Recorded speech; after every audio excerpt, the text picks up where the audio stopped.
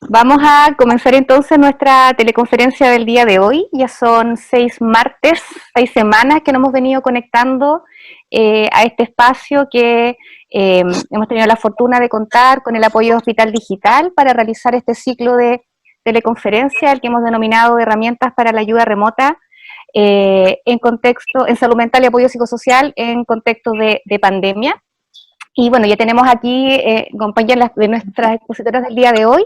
Y como siempre, para los que se vienen uniendo por primera vez también al día de hoy, les vamos a mostrar brevemente también el contexto en el cual estamos hoy día, ¿cierto? Trabajando, y también contarles ahí de algunos links de utilidad para poder acceder también a las teleconferencias anteriores. Entonces, dicho eso, acá tenemos entonces nuestra imagen que nos ha venido acompañando estas 6 semanas, que estamos muy contentos también. Hemos ido revisando, aparte de la tremenda participación que han tenido ustedes en estas semanas. Eh, Además, también hemos tenido muchas visitas de las grabaciones en YouTube, lo cual también sin duda ha permitido ir ampliando mucho más la llegada, ¿cierto?, de estas herramientas que hemos ido compartiendo con ustedes.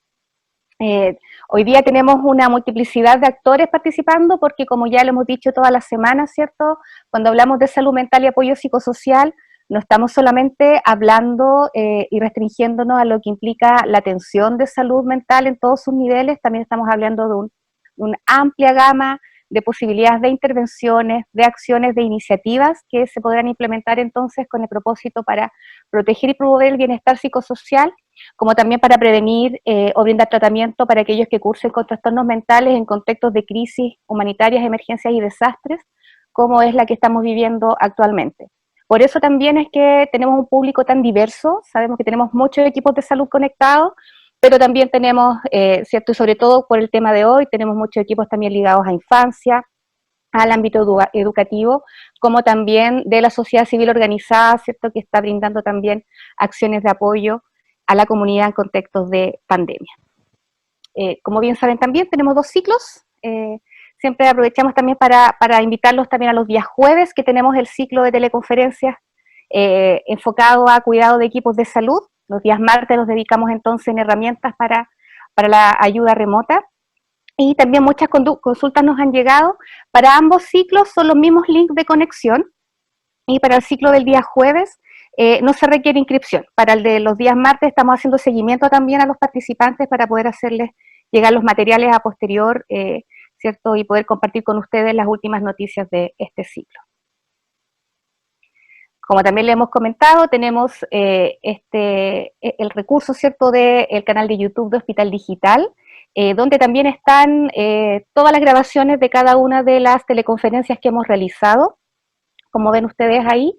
Y también tenemos ahora en línea los módulos de formación en primera ayuda psicológica en contextos de COVID, así que los invitamos a conectarse quienes aún no lo hayan hecho y apoyarnos con la difusión de estos 3 recursos, como también de toda la otra tremenda cantidad de capacitaciones que Hospital Digital ha estado entonces impartiendo, que hay valiosísimos recursos, así que también los invitamos ahí a navegar en el canal de YouTube para conocer entonces toda esta posibilidad que hoy día hemos tenido mediante esta plataforma. Como les contábamos, hemos tenido muchas visitas, estamos muy también contentos con ello, así que sin duda también nos da mucho más aliento para continuar con esta iniciativa.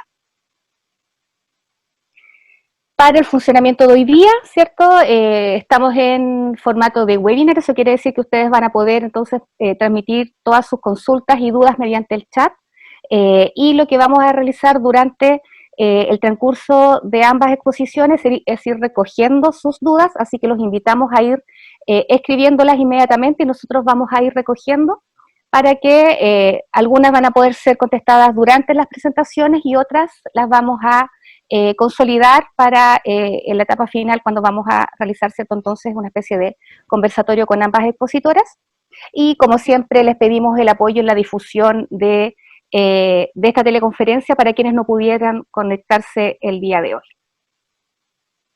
Vamos directamente ahora hacia lo que nos convoca hoy día. Hoy día vamos a conversar nuevamente respecto a cómo brindar apoyo a niños, niñas y adolescentes. Tuvimos hace un par de semanas una teleconferencia que tuvimos que suspenderla, ¿cierto? Y finalmente la grabamos.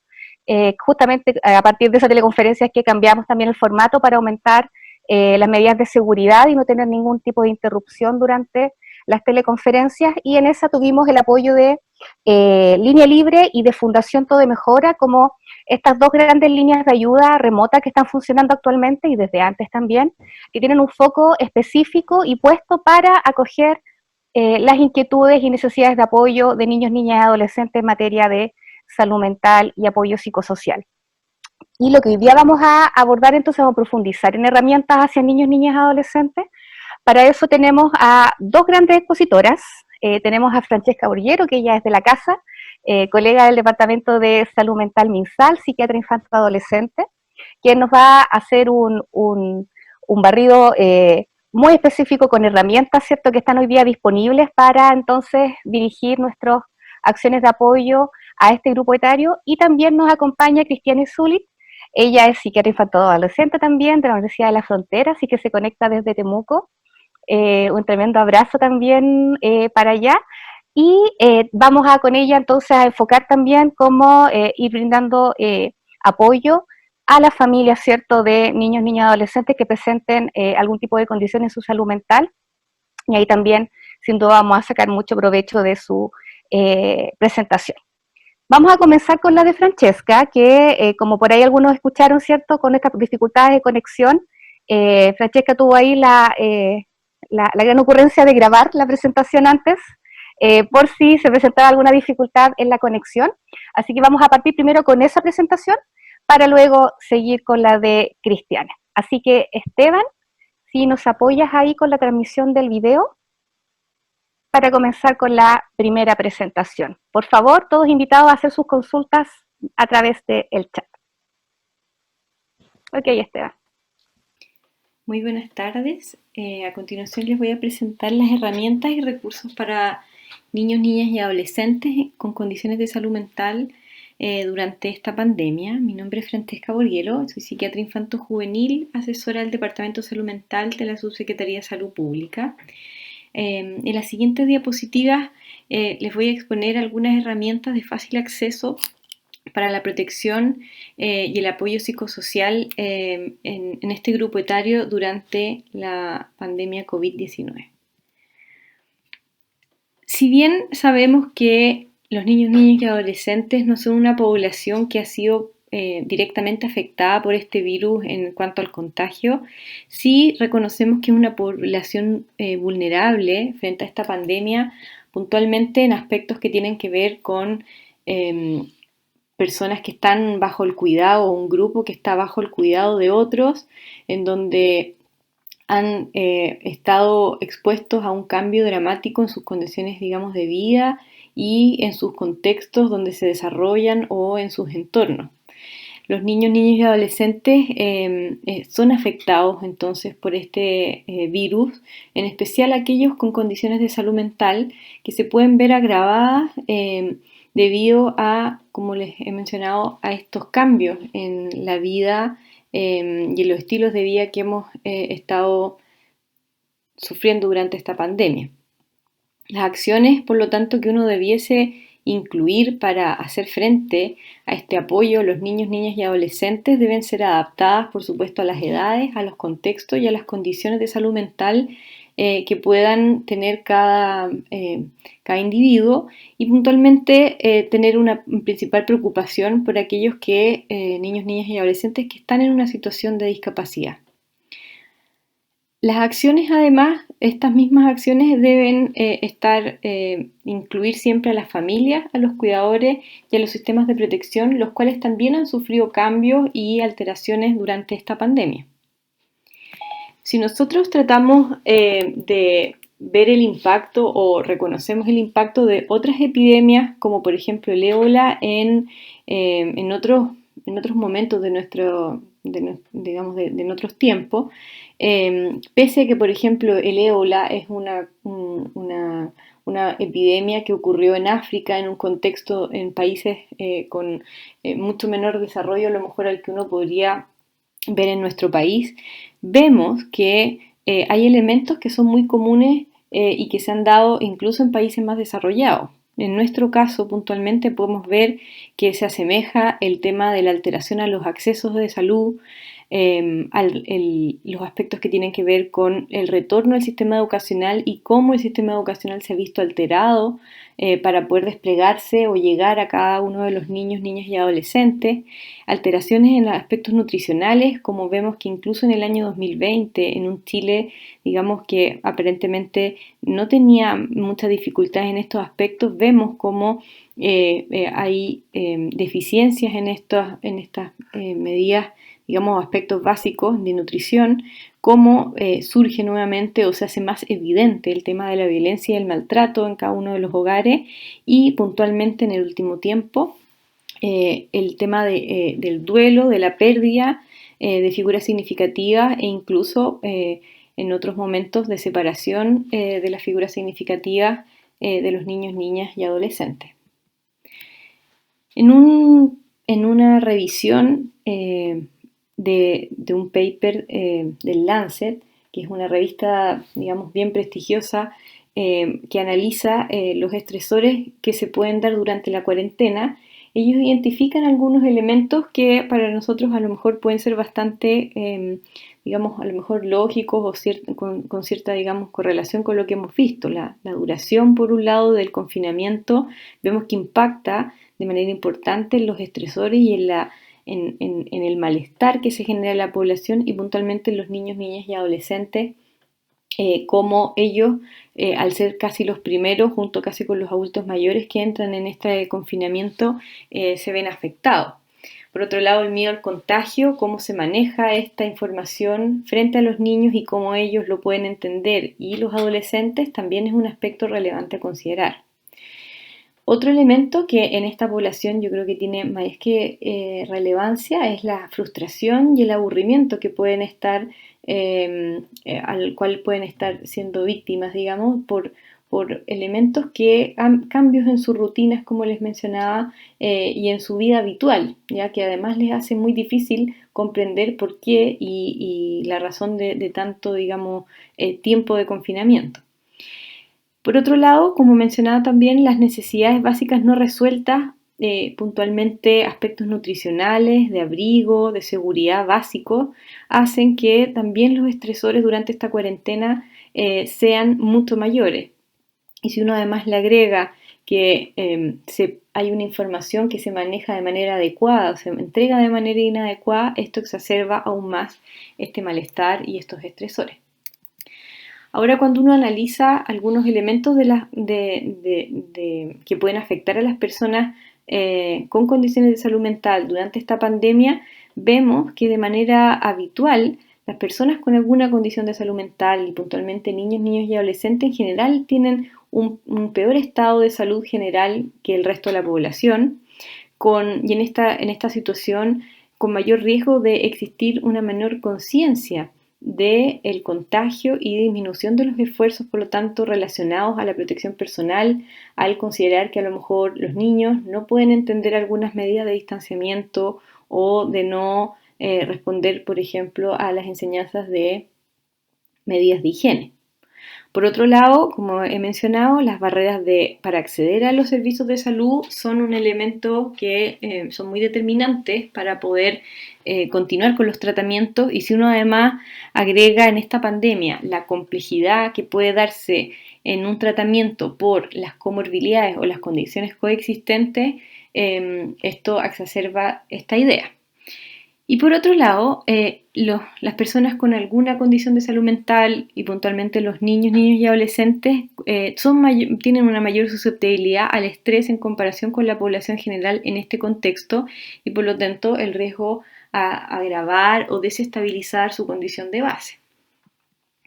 Si uno además mira ahora en una mirada de un modelo ecológico, considerando en el ambiente en donde se desenvuelven los niños, niños y adolescentes, cómo impacta en el desarrollo los elementos que actualmente rondan sus contextos o entornos e impactan, por supuesto, en el desarrollo y son elementos que pueden amenazar, digamos, incluso su integridad.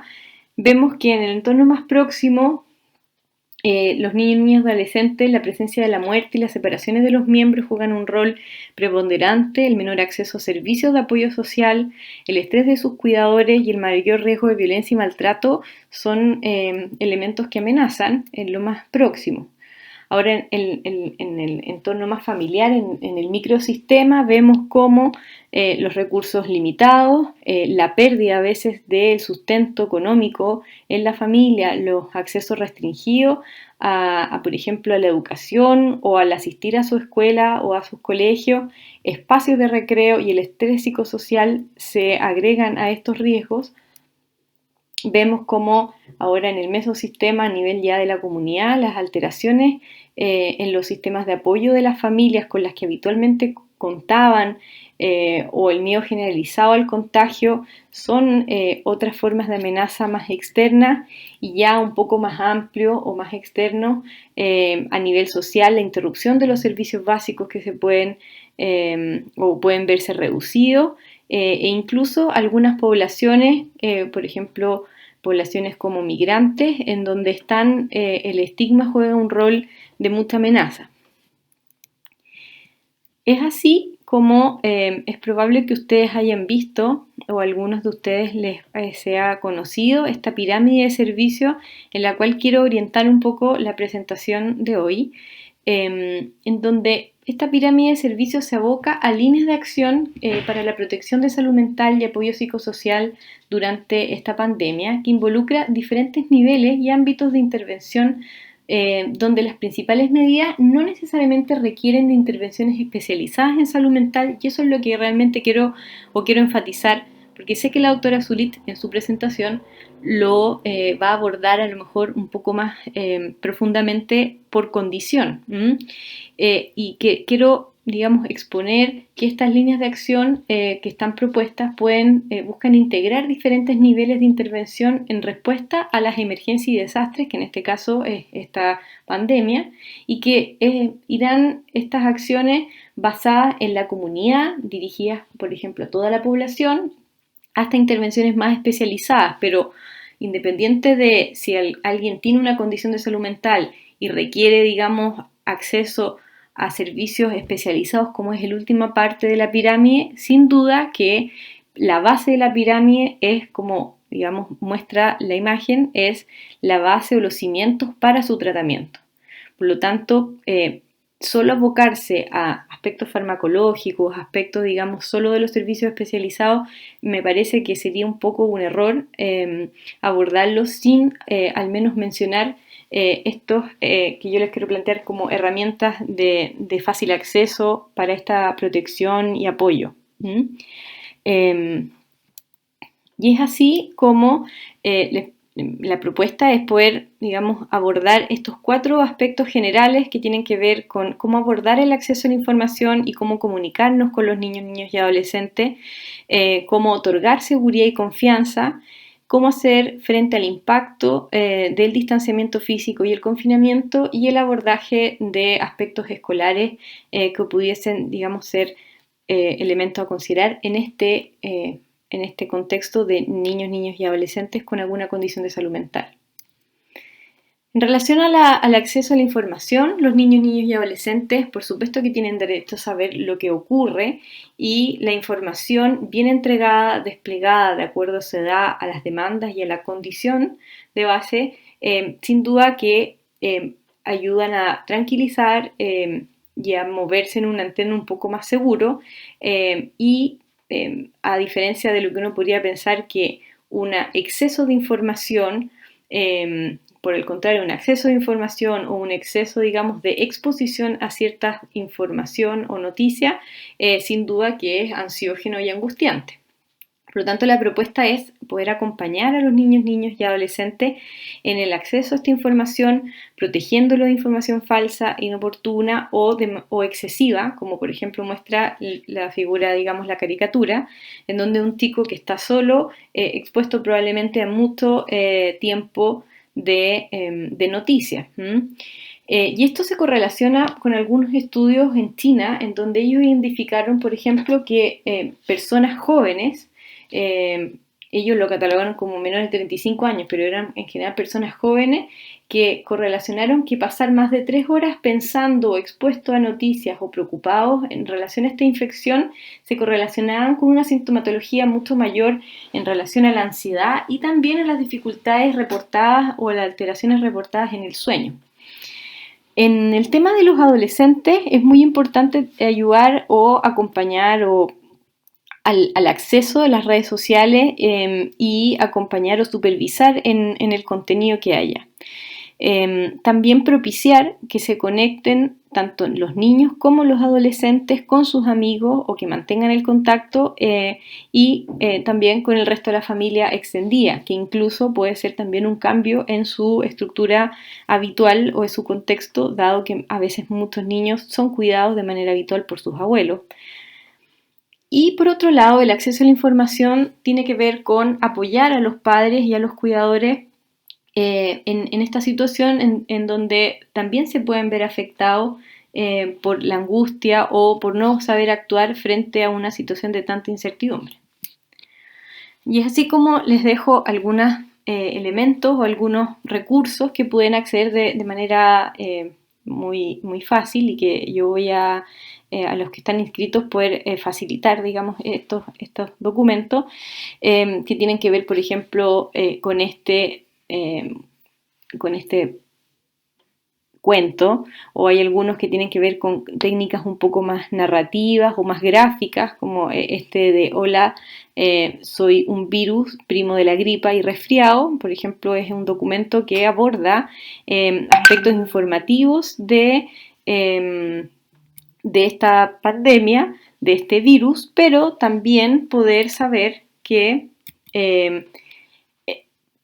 cómo poder, por ejemplo, abordar ciertos aspectos que puedan estarle ocurriendo a los niños de maneras más gráficas o de maneras más narrativas, como pueden ser con un cuento, en donde ellos pueden verse identificados, y algunos cuentos como por ejemplo este, que tienen que ver o que abordan cómo yo o cómo los niños pueden también o tienen un lugar en esta pandemia y luchar contra este COVID. Otros que pueden verse más como identificados frente a técnicas más narrativas, con por ejemplo, los días en que todo se detuvo y otros recursos. Ahora el tema de otorgar confianza y seguridad, tanto a lo que tiene que ver con la familia, a su ambiente más próximo y su entorno, en la medida en que los padres y los cuidadores o su entorno familiar se sienta o exista una cierta seguridad, también eso se va a ver reflejado en el bienestar y tranquilidad de los niños. Y un elemento central es no separar en lo posible a los niños de sus padres y su hermano o de su familia nuclear, digamos, a lo mejor por pensar en un aspecto práctico de mantener trabajos o ciertas rutinas que ya no son posibles, digamos, de mantener en esta pandemia, que eso es muy estresante y muy ansiógeno para los chicos. En el caso del aislamiento o de hospitalización, ya sea porque uno de sus padres o cuidadores están, digamos, hospitalizados, mantener o propiciar, digamos, el contacto y contarles lo que está ocurriendo.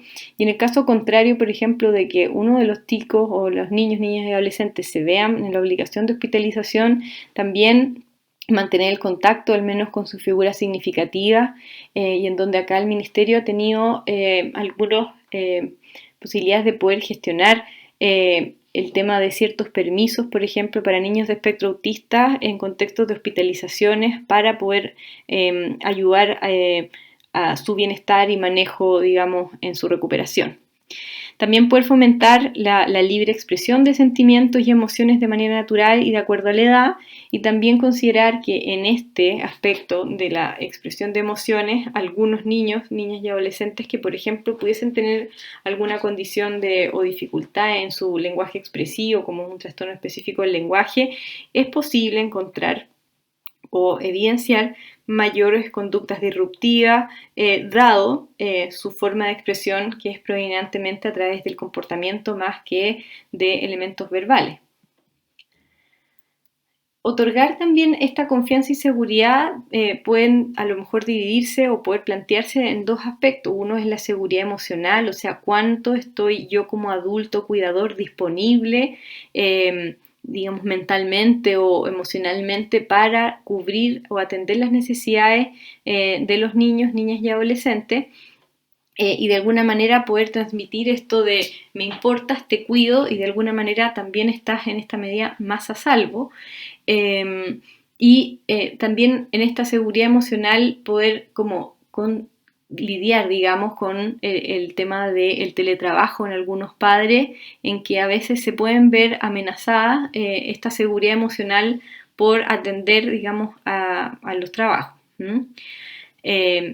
Y el otro aspecto que también es muy importante es un aspecto a lo mejor un poco más externo, que es la seguridad un poco que uno podría plantear estructural, de mantener las estructuras o rutinas en la casa de manera que sea más saludable, ajustar a esta nueva situación, manteniendo lo que ha funcionado e incorporar, si es necesario, nuevos ajustes para que la familia, digamos, funcione de mejor manera.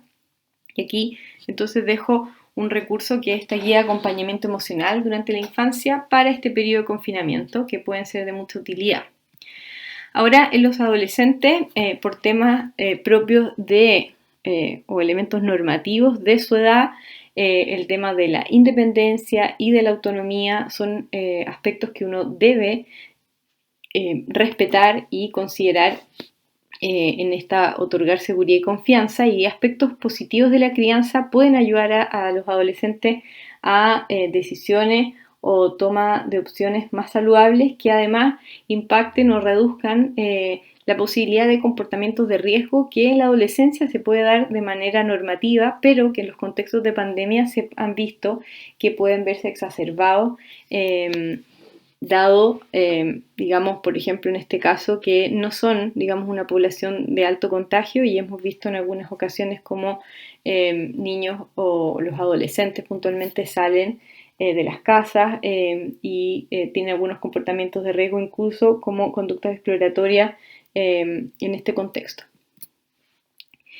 Otorgar esta seguridad y confianza entendiendo que esto es una situación excepcional y transitoria, por más que percibamos que esto se alarga más de lo que habíamos pensado, considerando bajar las expectativas y ser flexible, manteniendo los límites con amabilidad, pero también con firmeza cuando esto se requiera, y esto no se trate, digamos, en esta seguridad estructural que mencionaba, de calendarizar todo, de que todo tenga que estar estrictamente normado, pero porque también es un espacio de oportunidad el que los niños o los adolescentes se aburran, pues es un elemento que puede ser positivo para el desarrollo, para la creatividad, digamos, el desarrollo del pensamiento, la creatividad y su imaginación. Y también hay que dar ciertos espacios donde en nuestra cultura un poco de todo lo inmediato, a veces los adultos nos cuesta un poco dejar estos espacios. Por otro lado, enfatizar en que el autocuidado de los cuidadores o de los padres es de mucha relevancia, y por más que sea un elemento que puede verse por momentos lejanos, es importante poder enfatizar en que para estar bien, para poder cuidar bien, digamos, yo requiero de tener un cierto bienestar físico y emocional para poder estar disponible y poder responder bien a las necesidades de los niños, niñas y adolescentes. Como adulto podemos ser, o en este caso podemos ser modelos de ciertos comportamientos que nos permiten también, o es importante poder permitirnos como adultos la expresión de ciertas emociones de forma saludable y de gestionar nuestras emociones para transmitir también que podemos gestionar y transmitir calma y seguridad a través incluso de elementos que a lo mejor nosotros podemos sentirnos mal, pero lo podemos resolver con las herramientas que tenemos. El autocuidado obviamente va a variar en cada persona y sistema familiar y obviamente hay que buscar los espacios de acuerdo a la realidad familiar y posibilidades. En un hogar monoparental probablemente va a ser muy distinto a si hay dos adultos que están mediando estos cuidados. Y acá dejo esta guía que es el cómo vivir con la ansiedad y la preocupación en medio de una incertidumbre global, que es una guía que entrega a los adultos algunas recomendaciones, pero también ejercicios prácticos o ejemplos prácticos de cómo cuidar y cuidarse en esta pandemia. Ahora, el impacto o cómo mediar, digamos, el impacto del distanciamiento físico y el confinamiento. Sabemos que este elemento puede acentuar, como había dicho, los problemas de salud mental en esta población debido a que hay un cambio abrupto en las vidas de los niños y muchas veces que es muy difícil de comprender y de sostener por la incertidumbre que estamos viviendo.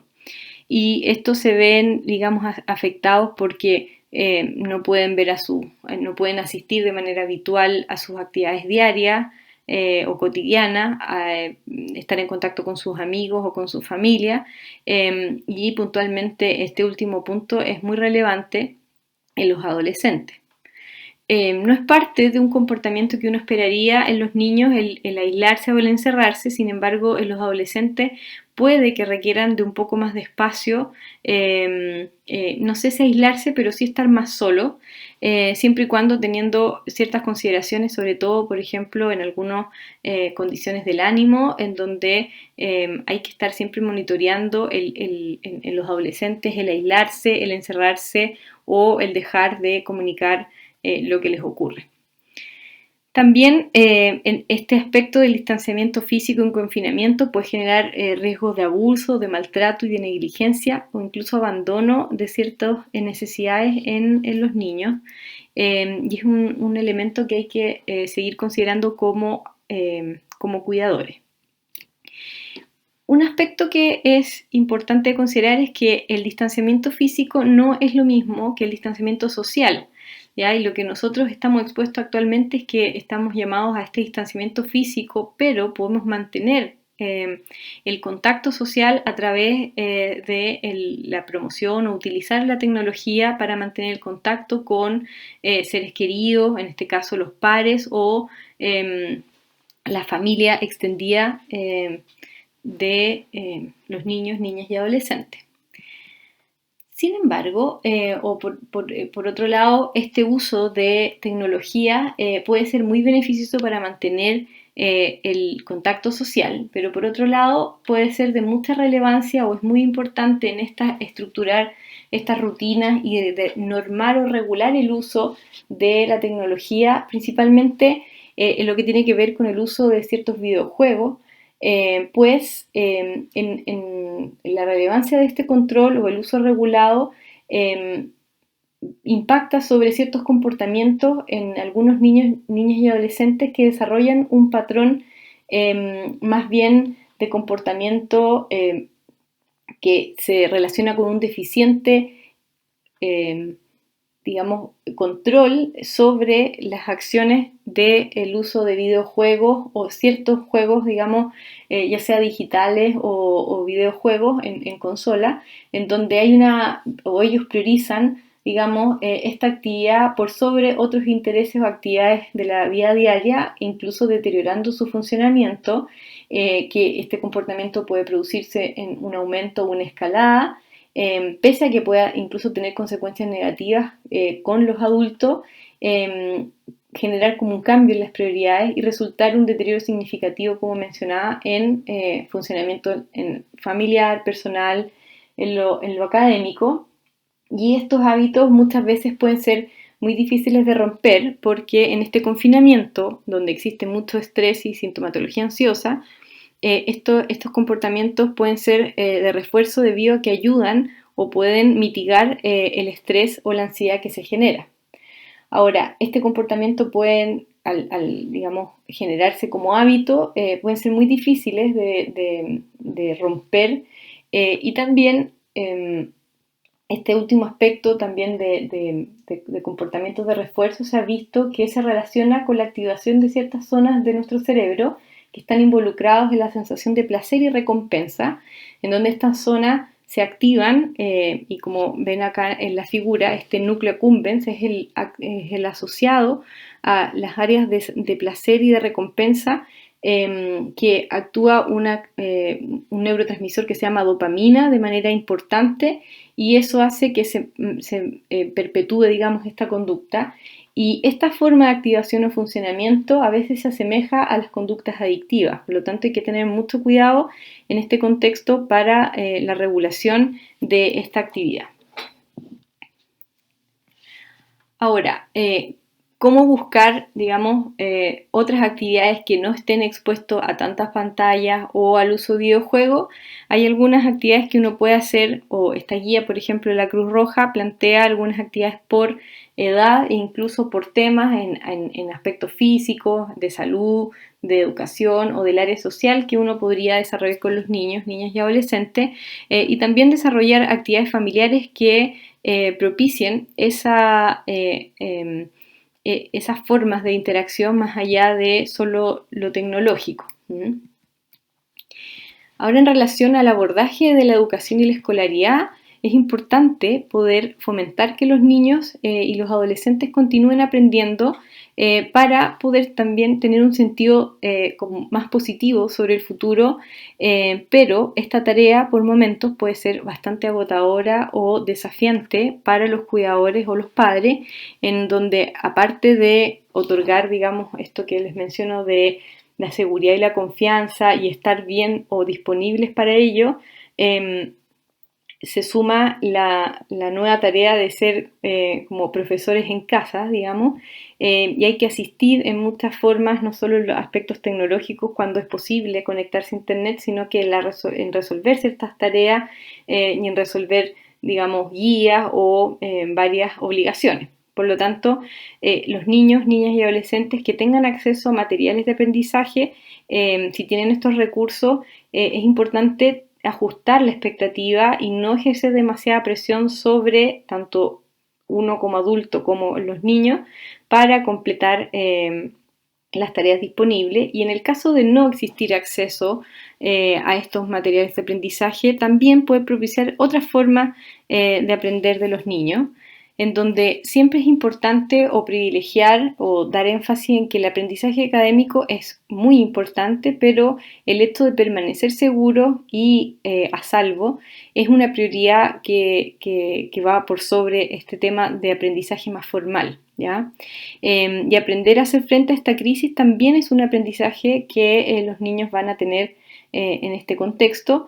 Y acá algunas de las ideas que yo les he mencionado están plasmadas en esta guía, que son de consejos para padres y cuidadores durante el cierre de los centros docentes por COVID-19. Finalmente, el último punto de esta presentación tiene que ver con el poder favorecer la continuidad de los cuidados de las condiciones de salud mental durante esta pandemia en este grupo etario, donde es de suma relevancia poder reconocer a aquellos usuarios, que en este caso son los niños o los adolescentes, que mantienen un tratamiento regular, y distinguir de aquellos que alguna vez han tenido un control y de manera bien importante se han alejado o han abandonado esos controles, pues son situaciones que los dos pueden ameritar atención, pero que en resolver esa atención puede ser muy distinta, ¿ya? En el sentido de que aquellos que mantienen un tratamiento regular es mucho más fácil poder fomentar continuar el tratamiento, porque la red pública puntualmente lo que ha hecho, y la privada también en otras ocasiones, de mantener las atenciones en el centro, incluso ya puede ser incluso como teleatenciones, con visitas domiciliarias o seguimientos, digamos, telefónicos que se realiza de manera regular por los equipos, y que incluso se están monitorizando por el Ministerio de Salud en la red pública. Ahora, aquellos niños, niñas y adolescentes también que tienen un tratamiento farmacológico de manera regular y lo reciben en sus centros de atención, poder orientar a los adultos responsables a informarse y prepararse de cómo seguir este tratamiento durante este periodo, enfatizar en las indicaciones farmacológicas, de seguirlas en los horarios y en las dosis entregadas por su médico, y puntualmente que pudiesen a lo mejor tener algún ajuste por este periodo de pandemia, pero no hacer, digamos, alteraciones creativas ni, digamos, a su antojo por este periodo, ¿ya? Y sugerir que este adulto responsable tomar y mantenga contacto con el centro de atención para poder estar en contacto con su equipo tratante, resolver dudas, resolver necesidades de atención de urgencia o de alguna situación que requiera o amerite cierta preocupación por parte del equipo, evitando así, por ejemplo, en casos o en algunas condiciones más graves, hospitalizaciones o, digamos, asistencia a servicios de urgencia que es posible evitar si uno sigue estas recomendaciones, además de también conocer cómo se dispensan las recetas y los fármacos durante este periodo. Para finalizar, un poco hacer un repaso de cómo funciona la red pública de salud, en donde sabemos que está la atención primaria, que es un nivel de atención con amplia cobertura y con una complejidad que va a ir aumentando en la medida en que va aumentando también como es el Centro de Salud Comunitaria, que es el COSAM, o los centros ya en hospitales como son los CRS o los CDT, que requieren, son centros ya de nivel de especialidad, en donde hay una mayor complejidad, pero que la cobertura, por supuesto, se reduce un poco más, y en donde quiero hacer mucho hincapié en donde las vías formales de acceso en el sistema público son por la atención primaria, y que hemos recibido a veces algunas preguntas acerca de sortear algunos de estos niveles, lo cual no hace, digamos, mucho sentido en el funcionamiento habitual de la red. Muchas gracias por su atención y los dejo invitados a leer este cuento Mi heroína eres tú, que es un cuento, como les mencionaba, de poder ayudar a los niños a encontrar un sentido y una forma de contribuir a que esta pandemia acabe lo antes posible. Muchas gracias. Bien, muchas gracias, Francesca. Logramos entonces tener la presentación, ¿cierto? Que teníamos ahí el temor de no lograrlo, pero lo pudimos hacer. Ahí también aprovechar han llegado muchas preguntas por chat respecto a los materiales. Se los vamos ahí la expositora nos van a compartir todos los links y accesos, así que se los vamos a enviar a los correos electrónicos con los cuales ustedes se inscribieron al día de hoy. Y un último también ítem respecto al cuento que estaba compartiendo Francesca, el último de Mi héroe eres tú, también tiene la gracia bien importante que fue construido con la participación de niños y niñas de todo el mundo. Ahí también tuve la posibilidad de participar con mi hijo, pudimos conectarnos para rellenar una encuesta y parte también de su respuesta se ve muy representado en ese cuento. Así que ahí tiene doble mérito también ese trabajo que se hizo de colaboración internacional. ¿Sí? Así que, bueno, ahora Cristiane, estamos ¿cierto? Listos para darte el pase. Ahí tú misma compartes tu presentación, así que los dejamos ahora con Cristiane Zulich para que ¿cierto? Nos pueda compartir entonces también la presentación para esta tarde. Bueno, muchas gracias. Voy a compartir mi pantalla.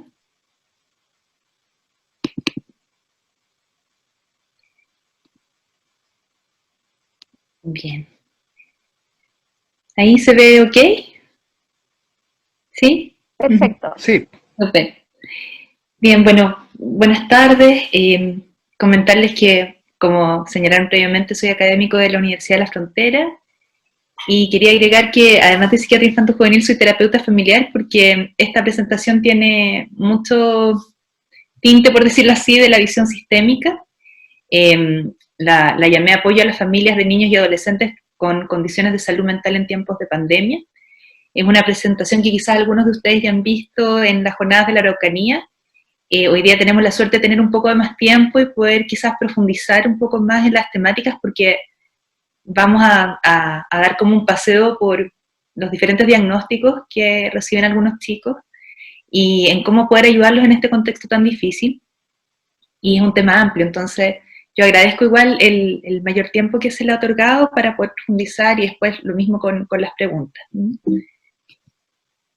Bien. Ahí estaba mi correo también por si alguien necesitaba, bueno, ahora que los van a dar de manera formal los papers no hay problema, pero por si alguno quería contactarme por alguna, no sé, información en especial. Quería partir con este gráfico y con una pequeña reflexión respecto a la evidencia o a la lectura crítica que se puede hacer de lo, ¿cómo se puede decir?, de los papers que se han publicado hasta la fecha. Yo creo que nadie se puede considerar como un experto en este momento, porque obviamente es algo que, si bien han habido otras pandemias previas, pienso que a nivel mundial ninguna generación que está viva en este momento vivió algo semejante, digamos, a lo que ha sido el coronavirus.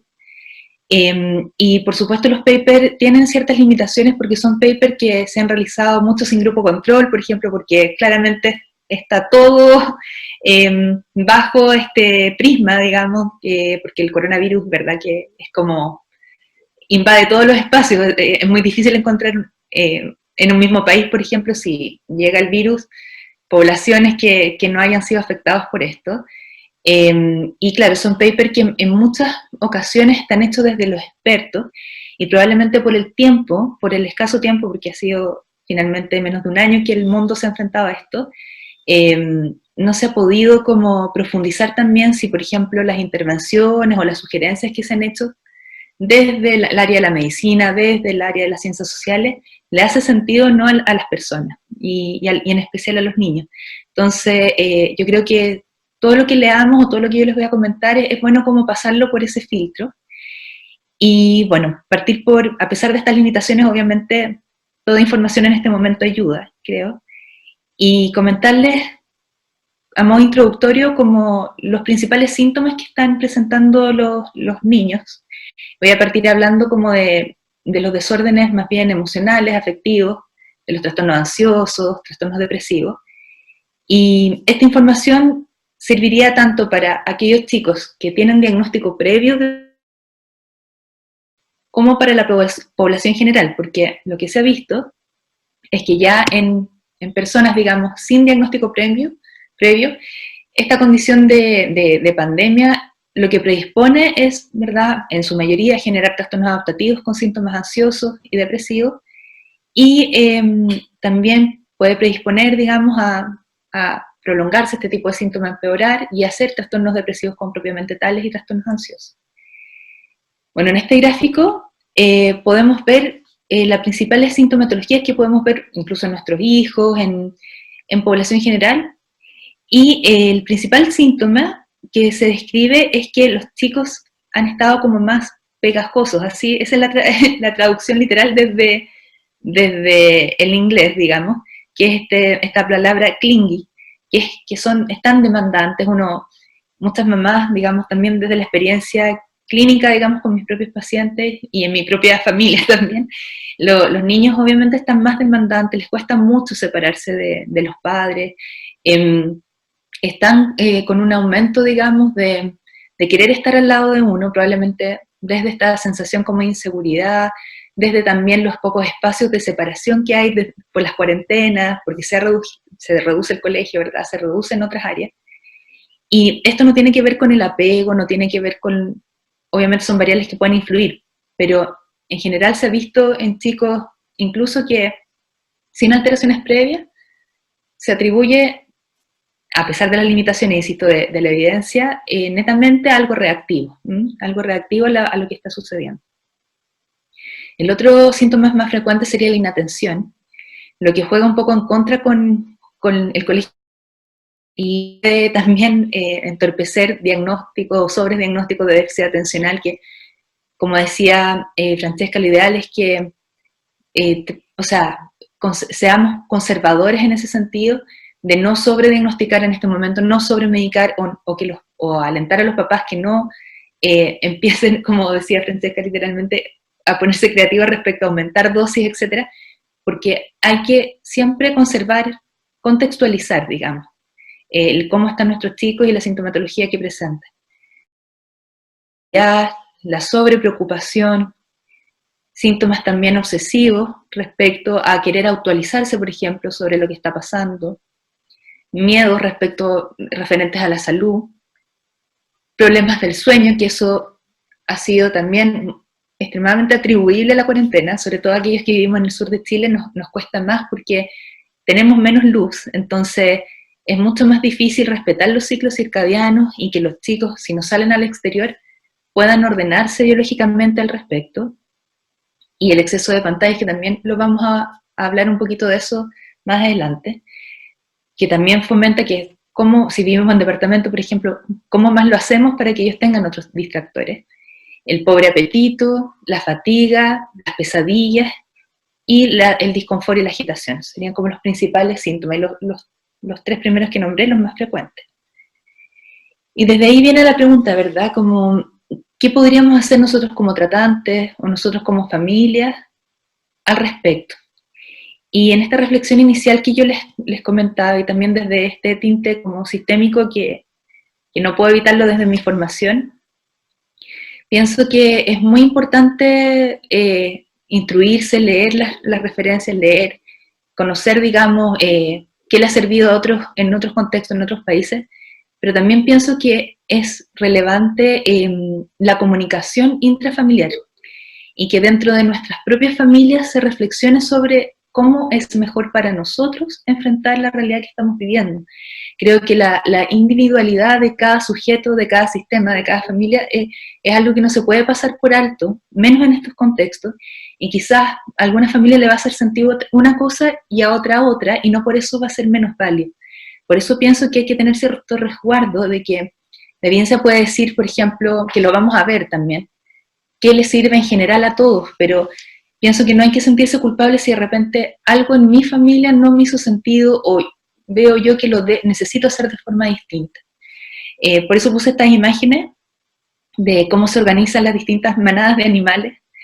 Como vemos, son distintas configuraciones, distintas formas de afrontar las situaciones, y no por eso una va a ser menos válida que otra. Y creo que ahí falta indagar en la investigación sobre realmente qué fue útil para la población, digamos.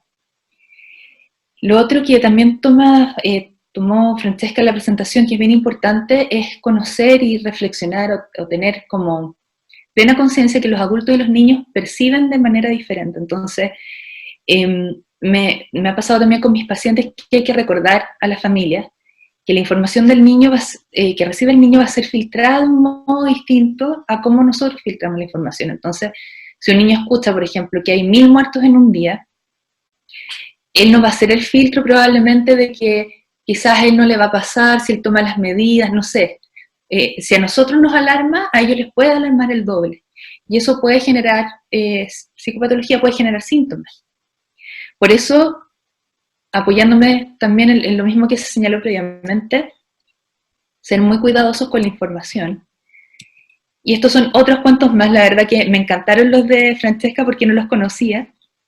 Y estos son algunos que a mí me llegaron del jardín de mi hijo, por ejemplo, también desde el mismo servicio de psiquiatría del Hospital Hernán Enríquez, donde también trabajo, y donde nos hemos organizado como para lograr dar material también virtual a nuestros pacientes a través de páginas web, etcétera. La verdad que son cuentos sumamente útiles. Yo los probé con mi hijo le sirvió mucho el escudo protector contra el coronavirus, contra el recoronavirus, él es un preescolar, y la verdad que es de gran ayuda porque es una forma poco amenazante, se lo digo desde la experiencia como mamá, como también como psiquiatra, digamos, es una forma muy cuidadosa, muy amena, y que ellos lo reciben como poco amenazante también, porque otorgan soluciones. Es como, no solo me agobio por lo que está pasando, sino yo también puedo hacer algo, y eso le alivia al niño. Y la verdad que ayudan además como a poder explicar todas las medidas que es necesario que ellos realicen, que es difícil, digamos, ¿cómo le explico, por ejemplo, un preescolar que se tiene que poner mascarilla? Y de verdad que estos cuentos ayudan mucho, porque les hace sentido, porque lo pueden resignificar de una manera lúdica y comprensible para su nivel de aprendizaje y desarrollo.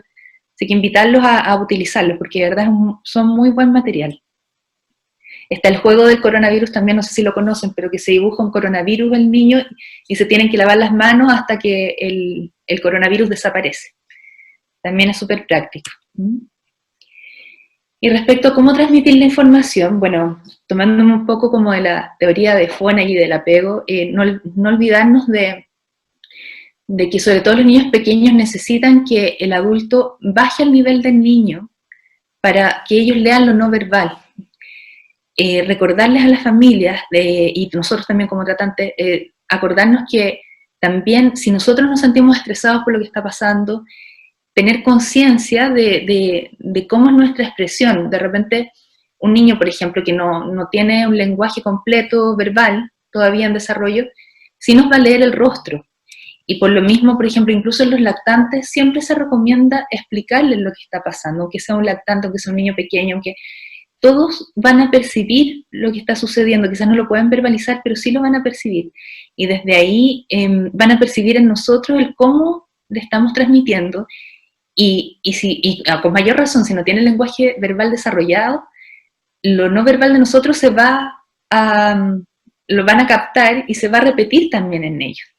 Bueno, esta capacidad como de leer la mente que tienen los niños hacia nosotros y que nosotros tendríamos que tener para leerlos de buena forma, digamos, se llama mentalización, ¿verdad? ¿Cómo leo al otro?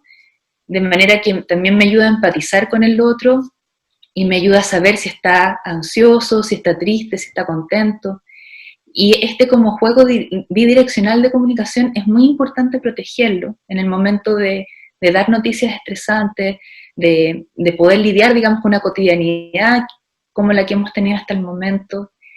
Y por eso coloco estas fotos, o sea, es sumamente importante que como padres, como tratantes, tengamos conciencia de eso, de lo no verbal, de saber que el niño nos va a estar leyendo y también de ser expertos en leer las mentes de ellos y saber cómo estamos irradiando lo que estamos comunicando y cómo le está afectando al otro. En los lactantes, bueno, me voy a volver 5 segundos, importante como sale ahí la foto, hablarles directamente en la cara para que ellos puedan leer mucho mejor nuestro no verbal y recordar que los 3 primeros meses, digamos, la visión no es tan nítida de los lactantes, entonces con mayor razón acercarse, eso es fundamental para mejorar la comunicación. Y eso calma la ansiedad en el lactante, cambia la ansiedad en el preescolar, y en los adolescentes también uno puede hacer algo similar, digamos, para mejorar la comunicación. Bueno, respecto a esto que yo les comentaba recién, ¿verdad? ¿Qué dicen los papers que ayudaría a la mayoría de las familias, a la mayoría de las personas? Ojalá ser lo más predecibles posibles dentro de la incertidumbre que esto provoca, y eso cómo lo podemos lograr a través de estructuras y rutinas. Pero es ahí donde yo hago la reflexión como de, bueno, cada familia verá también cómo puedas llevar esto, digamos. Creo que rigidizarse también, como decía Francesca, rigidizarse respecto a que esto, no sé, sea como una escuela militar, por ejemplo, y que los padres se sientan agobiados porque no pueden cumplir con todo lo que dice la evidencia respecto a los horarios de, no sé, de las clases virtuales, de las guías, también lo más importante es estar sanos emocionalmente. Entonces, creo que ahí es donde la familia se debe ver como un equipo, donde deben haber conversaciones respecto a cómo hacerlo, cómo organizarse, y tomar esto como dentro del contexto de lo que está viviendo cada uno. Es distinto una familia, por ejemplo, que ya tiene miembros infectados con COVID, que están con un padre o un abuelo en la UCI, a una familia, por ejemplo, que no ha sido afectada por el virus. Y claro, la exigencia para una familia que está en una crisis mayor versus otra, no podemos como estandarizarla. Por eso es importante ver los matices también.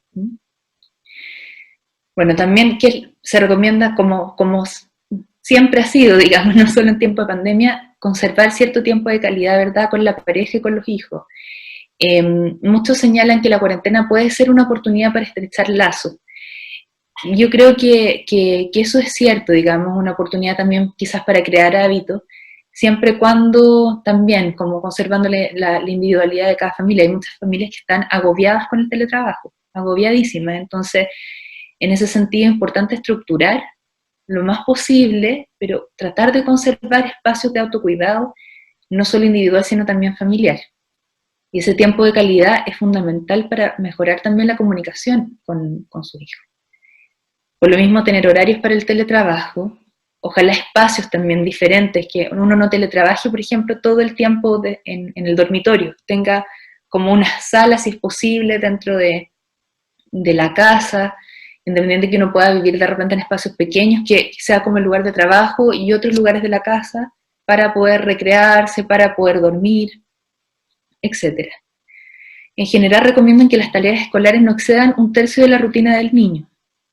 Se sugiere potenciar actividades recreativas y en conjunto, por lo mismo, para fomentar la calidad, el tiempo de calidad. Tratar de tener una alimentación saludable y ojalá actividad física, lo que es bastante importante porque uno de los indicadores del cierre de colegio fue también que aumentan los índices de obesidad, entre otros. Y la actividad física la recomiendan generalmente en la mañana, digamos, con la luz del sol, también para ayudar a los ciclos circadianos.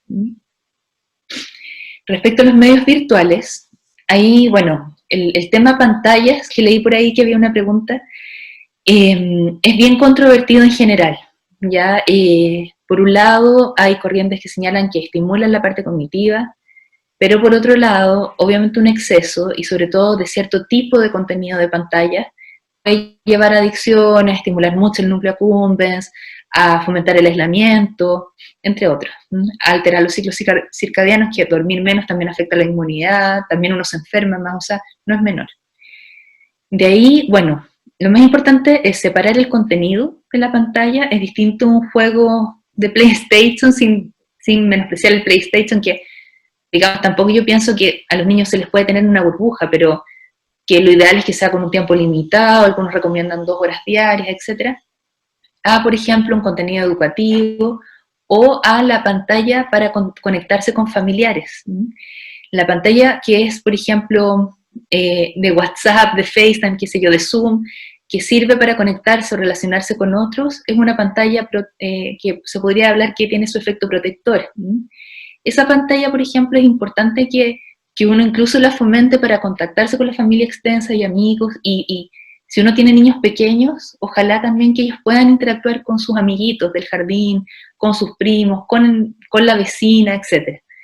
Eso es muy, muy protector para sentir que no están, digamos, aislados socialmente, que el distanciamiento en el fondo es físico, pero no implica tampoco, no necesariamente debería implicar la parte emocional, a pesar de que es difícil, ¿verdad? Porque es un aprendizaje que todos estamos teniendo.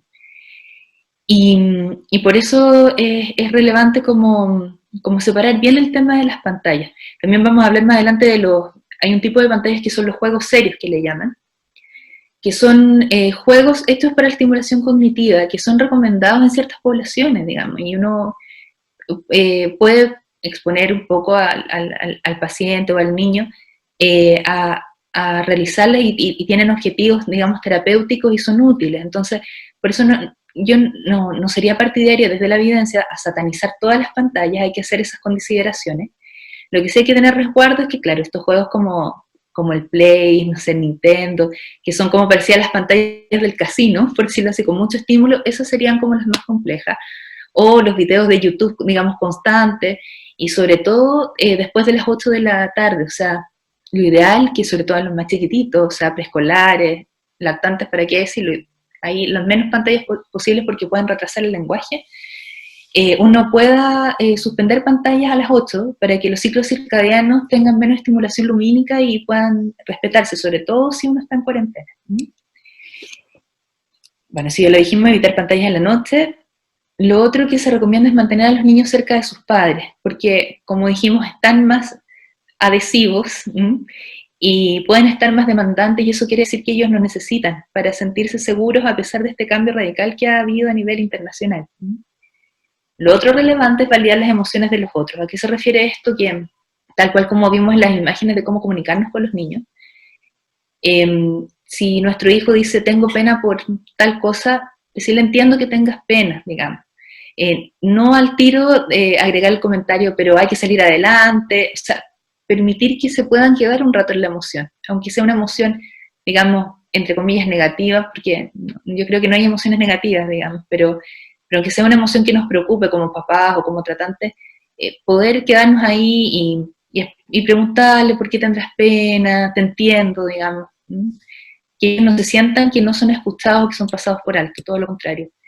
Y lo más importante, apoyarse entre los adultos como equipo.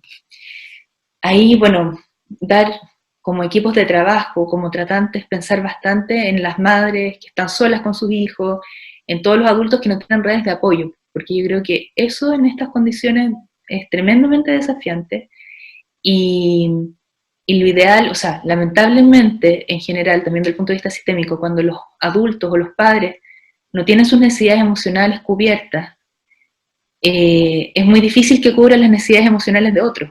Eso es como de perogrullo. Entonces, ahí como equipos, sobre todo en los adultos que estén solos, como papás, tratar de apoyarlos, porque para evitar que ellos se apoyen en sus hijos, que parentalicen a los hijos, que claro, uno a veces tiene como el enfoque más de culpabilizar a los padres, pero es que está mamá, pero claro, cuando uno contextualiza y se pone los zapatos realmente del otro, bueno, ahí uno puede entender y dar soluciones también más factibles a esa familia. Bien, esto lo saqué de la guía como de National Child Traumatic Stress Network, que es como la red más importante, digamos, de lo que es el estrés postraumático, y que tiene una página especial, digamos, también se los podemos dar como referencia, está en español incluso, está traducido. Y es una tabla mucho más grande, yo la resumí en estos tres como cuadrados más pequeños para señalar lo más importante, pero lo recomiendo porque sale muy bien descrito como la reacción que puede haber en los niños y lo que se sugiere realizar como adultos. Como muy congruente al primer gráfico que mostré. Bueno, los preescolares podemos ver conductas regresivas, por ejemplo, el niño que controlaba esfínter, ahora puede ser que de nuevo se haga pipí, por ejemplo, o que dormía solo en la cama, ahora puede ser que quiera volver a dormir con los papás, y eso también hay que considerarlo como algo reactivo.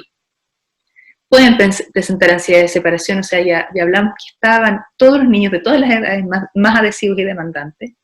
Pueden presentar pataletas. Y bueno, ¿qué podemos hacer como familia, como equipo? Fomentar actividades relajantes antes de acostarse, por ejemplo, flexibilidad. Si bien hay que hacer rutinas, podemos tener cierta flexibilidad con ciertos horarios de sueño, por tiempos cortos. Tener mucha paciencia y tolerancia. Pensar o reconocer de que ellos, puede ser que, o sea, si es que están adhesivos, si es que están demandantes, probablemente es porque lo necesitan, en el fondo necesitan de nosotros, a pesar de que como adultos vamos a sentirnos un poco sobrepasados, y ahí por eso hay que apoyarnos entre los adultos, y darles mucha contención emocional, abrazarlos, mimarlos dentro de lo que podamos. Ya los escolares, bueno, podemos ver irritabilidad, somatizaciones, como muy semejantes a los síntomas depresivos, ¿verdad? Y en mucha resistencia a hacer tareas. El tema de la educación virtual, lo que leí al respecto es que hay que recordar que el cerebro infantil, sobre todo en los preescolares, funciona de manera diferente a un cerebro adulto. Entonces, adolescentes o incluso a nivel los jóvenes universitarios pueden tolerar, digamos, cierta sobrecarga hasta cierto punto, porque igual es más agobiante que una clase presencial. Pero para los preescolares es casi imposible y para los escolares es muy difícil. Muchos papás preguntan, me llama la atención que antes podía hacer las tareas solo y ahora no. Ahora no, es imposible, no sé qué le pasa, empeoró el déficit atencional, empeoró el trastorno de aprendizaje, no, en realidad es la modalidad y el contexto. Ahí hay que anticipar a los papás y da como lata, porque es como volverlos a sobrecargar a ellos, que están con teletrabajo, están en contexto de pandemia, etcétera, pero ayudarlos a que se estructuren y que consideren un tiempo de apoyo, digamos, para sus hijos. Yo les digo que muchas veces tener expectativas de que este año va a estudiar solo porque es virtual, no, en general sucede todo lo contrario, y anticiparlos y señalarles que es lo que estamos viviendo, no es necesariamente el niño, las capacidades del niño, a veces les alivia, y la verdad que funcionan bastante mejor con más apoyo. Ellos van a requerir más apoyo para realizar sus clases, pensando que no están los profesores como figura presencial en este momento. Y mientras más chiquititos, probablemente vayan a requerir más apoyo. Entonces, ¿qué se recomienda? Ayudarlos con las tareas escolares, compartir de todas maneras actividades lúdicas, que el tiempo de calidad con los padres no sea solo hacer las tareas. Aumentar los espacios de comunicación en estos tiempos de calidad y participar en actividades domésticas también, que es una forma ya de empezar a crear hábitos, ¿verdad? Es importante que el niño igual ayude a lavar la loza, haga la cama, etc. Y en los adolescentes es importante conocer que, bueno, como los adolescentes tienen como esta, muchas veces desde el desarrollo, ¿verdad? Sensación de omnipotencia, que a ellos no les va a pasar nada. En general, claro, ellos pueden llegar a ignorar ciertas medidas preventivas, pueden tender también a aislarse socialmente, no solo respecto al distanciamiento físico, aislarse a nivel familiar, digamos. Y en esta población ya podemos ver nosotros síntomas depresivos más francos, que el adolescente diga, en realidad no quiero vivir, no siento propositividad, no le encuentro sentido a nada, siento culpa, siento pena. Ya el nivel de verbalización es mucho mayor, que eso es un plus porque uno puede hablar mejor con ellos y las atenciones virtuales con ellos es más fácil que en el preescolar, por ejemplo, o en los escolares donde se recomiendan aplicar ciertas técnicas lúdicas que las vamos a ver, pero por ejemplo una psicóloga me escribió el otro día que estaba aplicando marionetas y yo lo encontré súper bueno porque de verdad que con juguetes cambia versus un diálogo, digamos, virtual más fome, digamos, con los niños más pequeños. Con los adolescentes uno puede tener una psicoterapia más verbal y funcional, pero los más chiquititos es un desafío.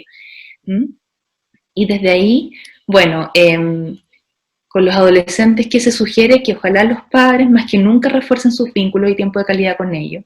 Que aunque ellos se opongan a estar con ellos le hagan la invitación, mira, hoy día quiero cocinar contigo, salgamos a dar una vuelta en la manzana si es que se puede, digamos, si es que no estamos en cuarentena, y conversemos, aunque sea con mascarilla, veamos tal video juntos, por último.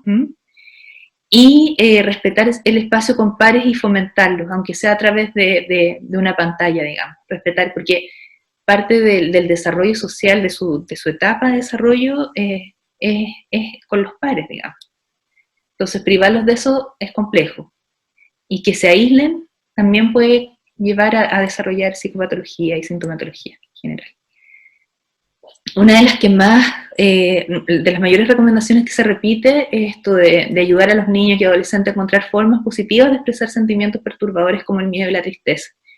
Y desde ahí recomendar estos dos libros que no tienen que ver con la pandemia, son libros que existen previos a la pandemia, que tienen que ver como son relatos que ayudan a poner el hablar de las emociones sobre la mesa. Está El pájaro del alma, que uno lo busca en YouTube y sale la narración del cuento, y bueno, uno también puede comprar el libro. Y está El monstruo de colores, que también está de fácil acceso en internet, que es para preescolares. El pájaro del alma es para niños ya escolares o adolescentes. Son libros muy lindos y ayudan de manera fácil, incluso los padres pueden acceder a estos libros. Yo creo que no es necesario uno tener como un entrenamiento técnico como para poder aplicarlo. Y lo importante es que trabajan desde la vivencia, porque cuando hay trauma, muchos no recomiendan tanto la terapia narrativa. Por ejemplo, cuando hay un trauma no es recomendable, y pensando que el coronavirus puede ser un trauma para muchos, el que el niño o el adolescente hable de lo terrible que ha sido, eso puede retraumatizar y revictimizar, como pasa, por ejemplo, en las declaraciones de abuso sexual, etc. El mecanismo de trauma funciona, digamos, semejante en todos los niveles. Y ahí se recomienda trabajar mejor con herramientas más que vayan directo a la amígdala, que no pasen por la corteza cerebral. La corteza cerebral, ¿verdad? Lo verbal pasa por la corteza. Me refiero a herramientas que trabajen con la amígdala, son herramientas más bien vivenciales, más experienciales, por ejemplo la arteterapia, estos cuentos. También está el MDR como técnica que, bueno, hay que tener la formación, pero que trabaja con la estimulación bilateral, digamos, de distintos canales sensoriales. Y ese tipo de terapia produce una disminución del arousal, que es este nivel como de alerta, y ayudaría a disminuir la sintomatología de manera efectiva. Bueno, y ahora voy a hablar un poco de algunos diagnósticos en particular. También vi que habían algunas inquietudes sobre el trastorno del espectro autista, lo vamos a abordar, bueno, a grandes rasgos. Y por eso le puse este título. Bueno, cuando somos padres de un niño con una condición asociada, ¿qué podemos hacer, verdad? Quería dar cuenta de este paper que yo lo encontré súper bueno, porque es como el único paper que yo encontré que le preguntaba a las familias qué realmente les había hecho sentido, más que decir, hagan rutinas, hagan esto, hagan lo otro. Es un paper que abordó distintos diagnósticos, como pueden ver ahí, desde autismo, déficit atencional, discapacidad visual, discapacidad física, etc. Y le preguntó a los papás, que eran papás de niños con necesidades especiales, como de educación especial, cómo, qué era lo más útil. Comentarles brevemente que a mí me gusta más el concepto de diversidad funcional que de necesidades especiales, pero bueno, era la terminología que ocupó el paper. Pero en general prefiero ocupar conceptos como neurotipicidad o diversidad funcional cuando uno se refiere a chicos con este tipo de diagnóstico. Bueno, y acá estaban como, yo hice este gráfico y traduje el paper y, o sea, lo convertí en gráfico las recomendaciones, porque pensé que era más fácil como tenerlas como visualmente. Y me llamó mucho la atención y la verdad que ha sido bien congruente con lo que a mí me ha ayudado también con mis pacientes, como desde la experiencia. Y bueno, lo que más agradecían era tener un consejo sobre salud mental y bienestar, que haya sido por un experto. Y desde ahí, por ejemplo, comentarles desde la experiencia también de los tanto por llamado como por webcam, a las diversas familias, independiente de los recursos económicos, siempre ha habido un WhatsApp, menos mal, gracias a Dios, digamos, en las familias que se ha podido como utilizar y han podido tener la prestación, a pesar de que trabajamos harto con población rural. Y la verdad que las mismas familias, o sea, hemos recibido el agradecimiento de ellos, digamos, y el reconocimiento como de tener como este vínculo y fácil acceso al profesional que trata a sus hijos y poder tener ese consejo a mano. El otro agradecimiento o lo otro muy útil que señalaba los papás que estudiaron, señalaban que era tener actividades apropiadas escolares. Y bueno, ahí yo creo que estamos como un poquito al leve, yo creo que Chile está adaptándose, porque también pienso que es bastante la exigencia que han tenido los profesores, que hemos tenido todos, porque es algo nuevo. Pero yo creo que es algo que se tiene que seguir trabajando si esto se prolonga. Porque efectivamente uno ve, no sé, niños que están yendo al jardín, por ejemplo, y desde el jardín lo agobian con clases por Zoom, por ejemplo, sabiendo que su no sé, capacidad, desarrollo cognitivo no está apropiado para eso. Claro, faltaría como hacer un estudio que esto fuera por edad, ¿verdad? Y quizás para preescolares en menor cuantía y mejorar más el trabajo a través de guías o asesoramiento a través de los papás, y en los más grandecitos aplicar, por ejemplo, más el Zoom y otras técnicas donde el niño necesita estar concentrado en la pantalla, considerando las etapas del desarrollo. Lo otro que agradecían mucho los papás es ver caras familiares, profesores y pares por webcam. Eso es fundamental y ahí está como el distinguir el tipo de pantalla, ¿verdad? Que yo les comentaba recién. Lo otro que agradecen mucho son las historias sociales para explicar el coronavirus, donde, bueno, ya vemos que hay harto material y, como comentábamos desde la experiencia, es sumamente positivo aplicarlo. Tener un descanso en la crianza, que yo creo que eso ha sido como un factor como súper complejo, porque con las cuarentenas obviamente las redes de apoyo se disminuyen. Y es algo que quizás habría que darle una vuelta como poder solucionarlo. Yo creo que algo positivo fue el salvoconducto, por ejemplo, que pueden tener los cuidadores de hijos de personas que trabajan en el área de la salud, porque yo tenía pacientes, por ejemplo, de hijos de técnicos en enfermería que quedaban solos en sus casas porque no tenían con quién dejar a sus hijos en periodo de cuarentena, los colegios estaban cerrados. Y claro, y este descanso en la crianza, es verdad que los padres necesitan un recreo de repente para poder hacer sus propias cosas y tener sus propios espacios. Otra cosa que también se agradecía de enorme manera era una actividad estructurada fuera de la casa, y que yo creo que ahí en Chile también está el debe un poco, porque hay pocos espacios seguros afuera. En otros lugares bueno, lo muestran en las noticias, ¿verdad? Se han habilitado parques con círculos para el distanciamiento social, o se esteriliza con amonio cuaternario. Acá nos faltan esos espacios y los niños la verdad que los necesitan. ¿Qué más? Un consejo por especialista también sobre la modificación de rutinas, y yo creo que ahí está el adecuar las rutinas dependiendo de la individualidad de cada niño y familia, y el acceso a un lugar seguro al exterior que va de la mano con esto de actividades estructuradas fuera de la casa, ¿verdad? Lo otro que también agradecían es tener materiales para trabajar y aprender en casa, como objetos sensoriales, que también es importante porque de repente, no sé, llegan tareas, digamos, haga con tal material, tal cosa, y claro, hay que pensar que a veces el acceso al supermercado está restringido, y de la mano con eso la ayuda para compras a domicilio, o sea, el delivery. Entonces yo creo que es un paper como súper práctico, que uno puede considerar y no sé, empezar a pensar también en intervenciones que en la práctica la misma población señala que son útiles. Bueno, ya empezando como a hablar un poco de cada trastorno en particular, tampoco me gusta esa etiqueta, pero de cada diagnóstico, por último en particular, como empezar por el diagnóstico que por DSM-5 se llama trastorno por déficit atencional, y comentarles que, bueno, para estas recomendaciones las saqué de las recomendaciones de la guía europea, que es una guía bien reconocida a nivel internacional. Y bueno, ¿qué se recomienda? Ciertas estrategias conductuales parentales. Se sugiere tener cuidado con gastar en aplicaciones sin evidencia, porque hay, por ejemplo, está el neurofeedback, que tiene cierta evidencia, pero no es nivelada, por ejemplo, todavía, hasta donde yo me he informado.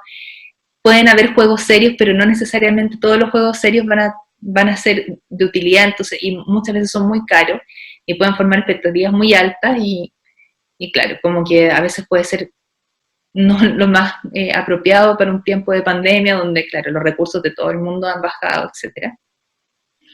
Y lo que sí se recomienda más, que desde el lenguaje, desde la actitud de los padres hacia el niño, se construye la autoconfianza del niño y se trabaja en ciertas expectativas. Esto que habíamos comentado de que es mucho más difícil que en el fondo en momentos de COVID, en momentos de pandemia, ellos empiecen a trabajar solos, si es que antes les costaba cierto tipo de actividad académica. Entonces, hay que conversar con los papás, darles soporte emocional en ese sentido, trabajar las expectativas de ellos y que ellos trabajen las expectativas con su hijo. Otro punto importante que yo debo reconocer que yo no pensaba que era tan relevante es continuar con las intervenciones ya iniciadas, tanto farmacológicas como no farmacológicas. Idealmente, que el niño mantenga, si tomaba un psicoestimulante, que siga manteniendo la misma dosis, que si estaba con terapeuta ocupacional o con psicólogo, mantenga las intervenciones aunque sea de manera virtual.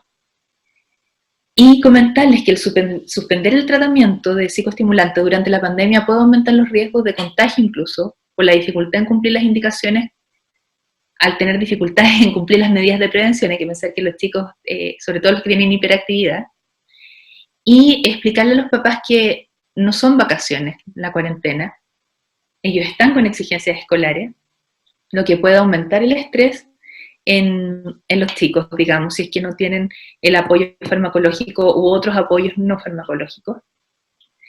Y desde ahí incluso las mismas guías señalan que si está siendo muy agobiante para el niño y para los padres, como mantener las medidas, lograr los objetivos escolares, pueden continuar con el medicamento incluso los fines de semana.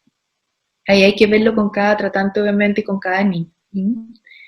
Lo que sí hay que evitar es aumentar las dosis de psicoestimulantes, o de cualquier fármaco en realidad, por crisis en cuarentena, porque sabemos que esto va a ser reactivo al contexto. Y lo mismo con el manejo de antipsicóticos cuando hay alteraciones conductuales asociadas. Hay que ojalá pedirle a los papás que si es posible controlar la presión y la frecuencia cardíaca en la casa, que lo hagan, porque obviamente cualquier examen de rutina cara a cara puede fomentar el contagio y hay que tratar de evitarlo.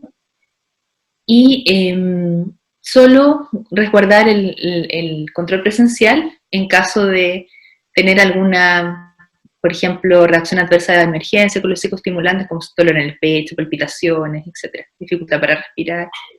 sobre todo en los chicos que tienen antecedentes cardiovasculares. También, bueno, pueden haber alteraciones del sueño y sabemos que es una reacción adversa bien típica de los psicoestimulantes, pero en este caso se aconseja no atribuirlo de inmediato al psicoestimulante, sino también contextualizar que en cuarentena en general todos los, o la mayoría de los niños están con alteraciones del sueño y que puede tener más que ver con el estrés, el despertar al final de la mañana, sobre todo con temas emocionales, aspectos emocionales, y también con interrupción de rutinas, digamos. Y ahí se sugiere realizar higiene del sueño y evitar aumentar, por ejemplo, melatonina o otros psicofármacos, porque la verdad que el uso como desenfrenado de la melatonina que había en este último tiempo, que ha dado cuenta de ciertas reacciones adversas, alteraciones en el eje, digamos, hipotálamo hipófisis, y de cierta forma también alteraciones en el sueño posteriores, porque hay que pensar que nuestro cuerpo funciona a través de feedback, entonces no es en vano como agregar, o ¿cómo se puede decir? Reemplazar la misma melatonina, digamos, del cuerpo desde el exterior. Antes se pensaba que era sumamente inocuo, pero no es así. Y hay que recordar que la melatonina solo sirve para el insomnio por conciliación, digamos. No nos va a ayudar, por ejemplo, con el insomnio de despertar precoz, o si hay alteraciones emocionales, o una mala higiene del sueño. Entonces, tener cuidado con eso. Por otro lado, cuando hay cefalea por psicoestimulantes, tampoco, bueno, hay que preferir los AINES en este caso no, porque hay estudios súper debatibles en realidad del riesgo de empeoramiento por COVID si es que uno ocupa AINES, y lo ideal es recomendar el uso de paracetamol. En general, recordar también que la melatonina solo se debe dar hasta 6 miligramos máximo, que son 2 cápsulas. Tratar de evitar mayor aumento, no es en vano, y hago harto de énfasis en esto porque de repente hasta los mismos papás le dicen a otros papás, dale melatonina, total se compra de manera gratuita, es casi como en la feria, digamos, o en la farmacia sin receta, y está como de muy fácil acceso, pero tener ojo en ese sentido, como no menospreciar que igual es un fármaco, digamos, y que tiene reacciones adversas. Bueno, ahora les quería hablar un poquito del trastorno del espectro autista y la pandemia, y ver algunos consejos que se sugieren también para las familias. Lo primero es, bueno, volver a esto, que es tan importante saber cómo comunicar a los niños qué es la pandemia, ¿verdad? Y aún más si es un niño con trastorno del espectro autista, cómo poder ayudarlo a comprender, ¿verdad? Que esta cosa tan compleja que nos cuesta a nosotros, incluso como adultos, ¿verdad? Comprenderlo. Y ahí, bueno, hay que recordar que muchos chicos con trastorno del espectro autista tienen un estilo cognitivo más concreto, y se sugiere orientarse a explicar sobre qué es y por qué nos tenemos que quedar en casa. Tratar de simplificar, digamos, la forma de comunicarlo. Ayuda sobre todo en aquellos chicos con menor capacidad, digamos, de lenguaje verbal, ¿verdad? Los TEA, como que les llaman de menor funcionamiento, poder ocupar mapas conceptuales visuales, o sea, y ahí lo no verbal es súper importante, cómo transmitimos la información. Y bueno, ahí los terapeutas ocupacionales también son de gran ayuda, ¿verdad? Poder apoyarnos en ellos, en los equipos de trabajo, en cómo ellos nos podrían recomendar a este paciente particular, por ejemplo, en poderle transmitir la información de la mejor manera. Y va a ser un desafío la comprensión de hábitos de prevención, mascarilla, lavado de manos, trabajar la integración sensorial también en ese aspecto, porque pueden haber chicos que les molesten, digamos, estos métodos, etc. En segundo punto, es súper importante para ellos la estructura, ¿verdad? Aquellos personas que trabajan con niños con trastorno del espectro autista, yo creo que, bueno, les va a hacer sentido como estas cosas, digamos, que señala este paper. Y claro, en ellos, o sea, si las rutinas son importantes en cuarentena, en ellos va a ser mucho más importantes, porque una desestructuración puede llevar a mayores crisis.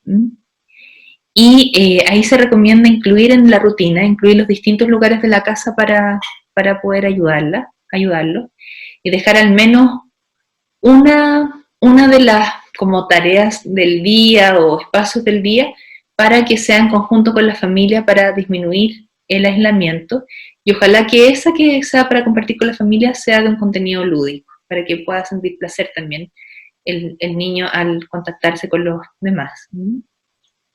Se sugiere también manejar actividades de juego semiestructuradas, elegir actividades que ellos prefieran e idealmente que sean compartidas con el resto de la familia. Por ejemplo, si les gustan los Legos, está bien, digamos, pero tratar de incluir a otros miembros de la familia en esa actividad, para que no sea una actividad como de mayor aislamiento.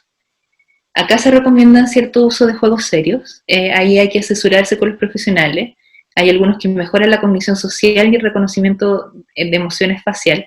Yo conozco uno que se llama Papumba, que no está hecho específicamente para niños con trastorno del espectro autista, pero tiene juegos de reconocimiento facial, tiene juegos para nombrar objetos, animales, es bastante lúdico, es bastante entretenido, y lo encuentro bastante seguro también. Por ejemplo, también tiene temáticas sobre cómo abordar el bullying, sobre cómo ser ecológico, etc.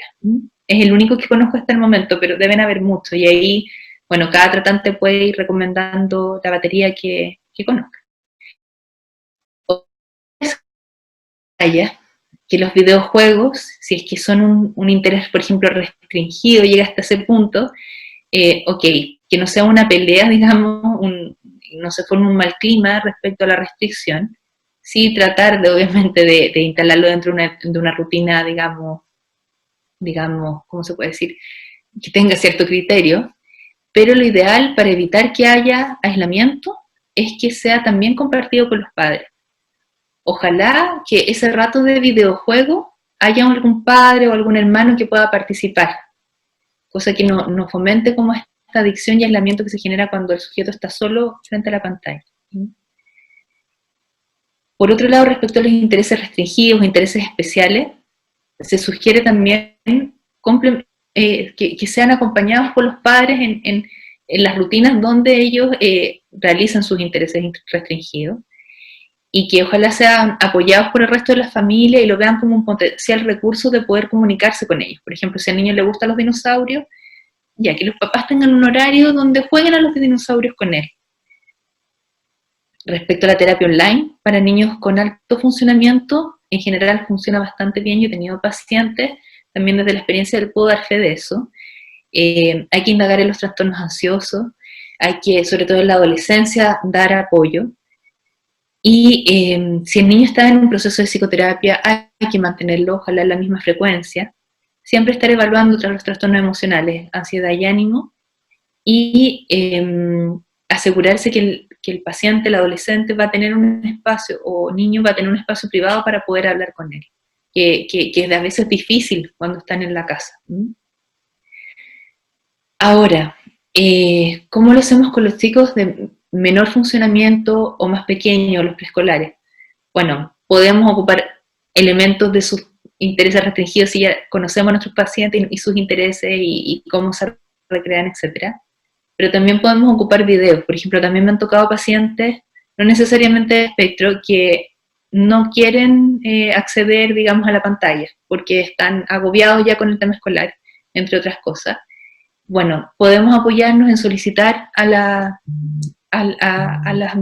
mamás o al papá, etcétera, a los cuidadores que nos envíen videos del chico, por ejemplo, cuando presenta la alteración conductual que les preocupa, o la estereotipia, por ejemplo, no sé, el síntoma que a ellos les preocupa. Y podemos trabajar mucho con la familia, tampoco es una excusa como para dejarlo sin intervención virtual.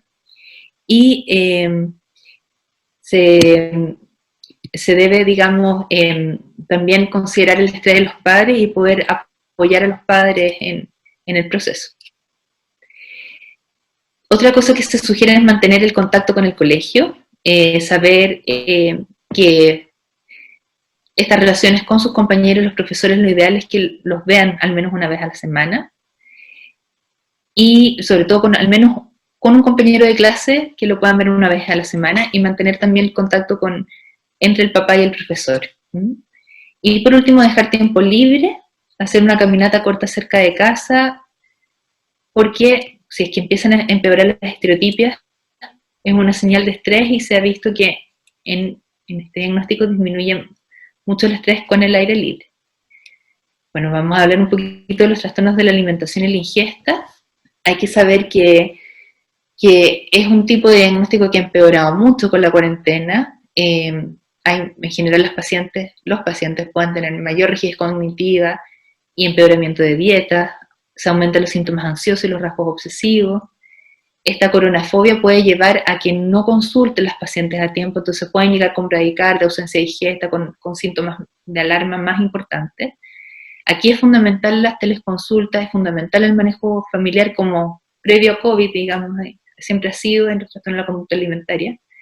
También es importante realizar una red comunitaria con el colegio, sobre todo en la medida cuando regresen los pacientes al sistema escolar. Y en estos casos se deben considerar hospitalizar cuando hay gravedad, o sea, igual que la suicidalidad u otros diagnósticos, o la psicosis en psiquiatría son diagnósticos graves, ¿verdad?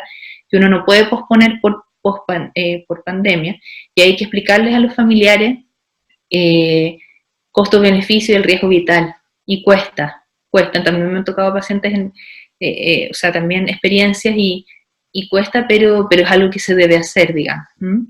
Y darle también fe a los papás que hay experiencias extranjeras en cómo organizar cortas estadías o hospitales exclusivos para trastornos de la conducta alimentaria en tiempos de pandemia, y que uno puede tomar los recuerdos y puede ser seguro.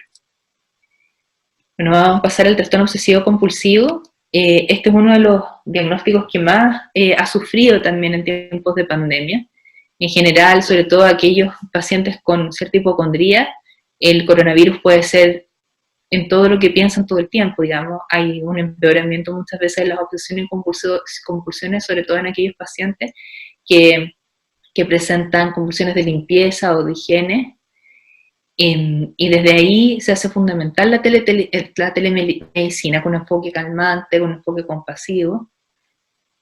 Hay que evaluar, digamos, las condiciones asociadas, tic, ansiedad, depresión, y sobre todo otras que se pueden acompañar de suicidalidad, como trastorno de estrés postraumático, trastorno de personalidad, trastorno afectivo bipolar. Y también sería indicación de hospitalizar. Hay que psicoeducar, ¿verdad? Y controlar los niveles de estrés, ojalá incluir en las rutinas espacio donde se pueda hacer mindfulness, ejercicio, es decir, actividades que puedan provocar placer y tranquilidad. Restringir el tiempo de noticias y solicitar que solo se restrinjan a web confiables, que nos lean mayor información que los pueda atormentar más. Y algunos sugieren videos de lavado de manos que aseguren que solo 20 segundos es necesario, digamos, no más, porque ellos pueden caer en un extremo, digamos, de las medidas preventivas.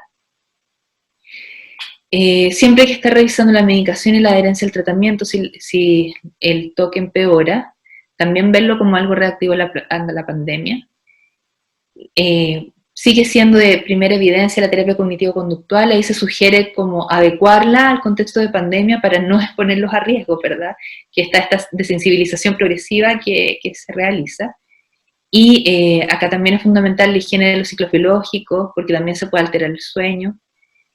Y hacer en las rutinas un equilibrio entre actividades que provoquen sensación de placer con actividades que generen como alivio de control. Y por último, saber que pueden estar más irritables este tipo de pacientes, asesorar a los padres para que puedan aplicar las normas de conductas correspondientes y darles mucha contención a los padres, porque realmente es uno de los diagnósticos que más sufren en este contexto.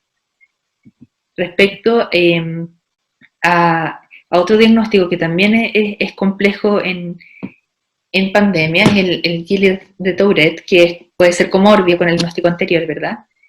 Y acá hay que explorar, digamos, si hay un aumento de la ansiedad, un aumento de los TOC, de los tics.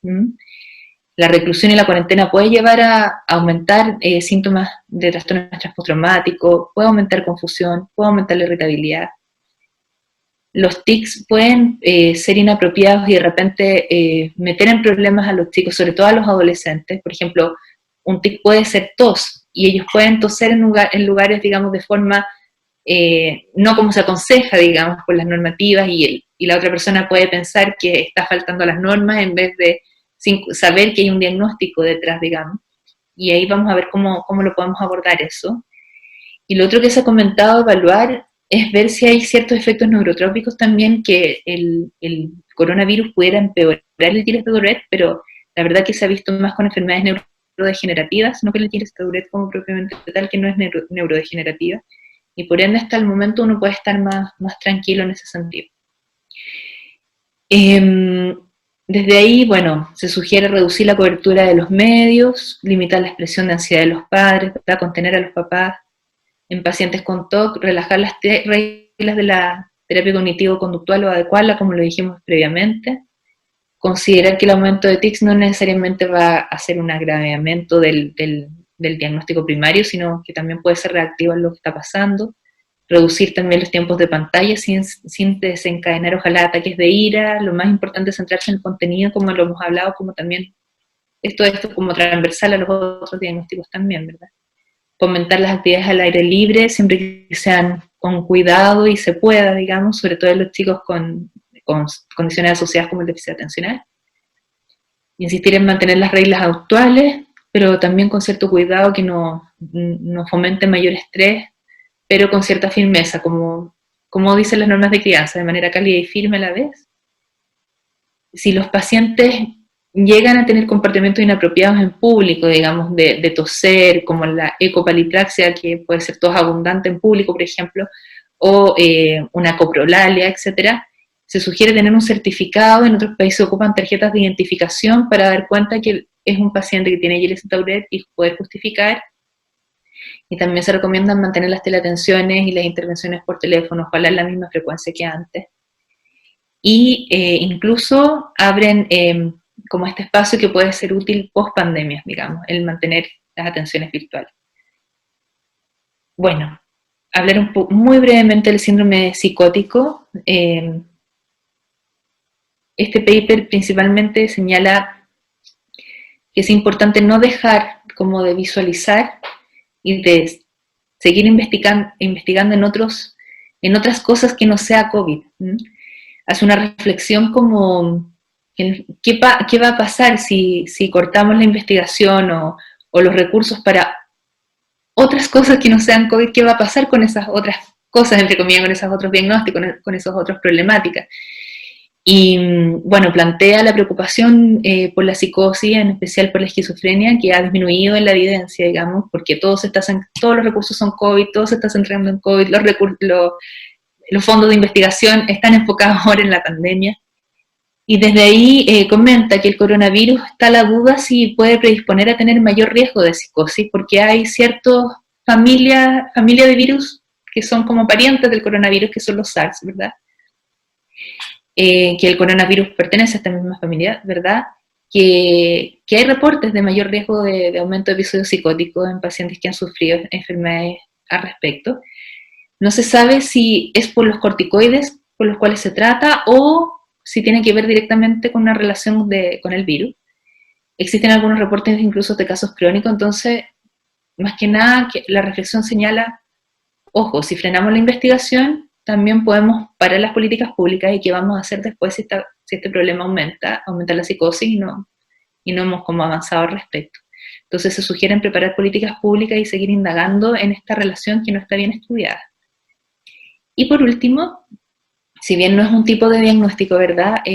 Tomar las palabras de Francesca respecto a que ha aumentado la violencia de género, antiguamente llamada violencia intrafamiliar, y el abuso sexual infantil. Señalar que post-catástrofes siempre más o menos se ve un aumento de alrededor de un 30 o 50% en otros países de violencia en general. También el maltrato a mascotas hay un aumento. En general las víctimas quedan atrapadas con el abusador, sobre todo en las cuarentenas, lo que se hace muy, muy complejo. Los espacios comunitarios donde se hacen de denuncia o donde se pesquisa están cerrados, que son las iglesias, los colegios. El problema del alcoholismo, que va de la mano, está concentrado en el hogar. 80% reporta diariamente temor a que el autor las mate, o sea, hablamos de una violencia importante. Y algunos victimarios incluso han caído en limitar las medidas de protección a la víctima disminuir también, había una disminución de los reportes de maltrato por lo mismo, porque las instituciones están cerradas, entonces hay una menor detección. Esta punta del iceberg que siempre uno habla cuando habla de violencia y prevalencia, más se ha achicado, y no porque haya disminuido, sino porque hay menos detección, efectivamente, menos denuncia. Y lo de los animales no es menor porque se ha visto que los perpetradores que abusan de animales tienen un perfil mucho más agresivo también con los seres humanos. Entonces, ¿qué se sugiere? Que en realidad es un problema que yo creo que sí o sí tenemos que ver a nivel país, a nivel internacional, y que todavía no hay una respuesta, porque es muy difícil, digamos, abordarlo, pero que estamos al debe y que hay que lograrlo. Se sugieren soluciones comunitarias, por ejemplo, que hayan asociaciones comunitarias como iglesias, scout, club juveniles, ligas deportivas, etcétera, durante el verano o post pandemia, aunque los colegios todavía no se hayan abierto, para ampliar estos espacios y se logra puedan tener relación con otras personas, que es la oportunidad, ¿verdad?, para poder dar cuenta de lo que sucede. Unir también las organizaciones fiscalizadoras, por ejemplo, los animalistas, las instituciones que son en pro animales versus las instituciones también que protegen a los seres humanos, para hacer fuerte y ver soluciones semejantes, porque en realidad son problemáticas que van de la mano. Ver el tema de los vecinos, empoderar a los vecinos, que de repente son los primeros que pueden hacer la denuncia o los primeros en darse cuenta de lo que está sucediendo.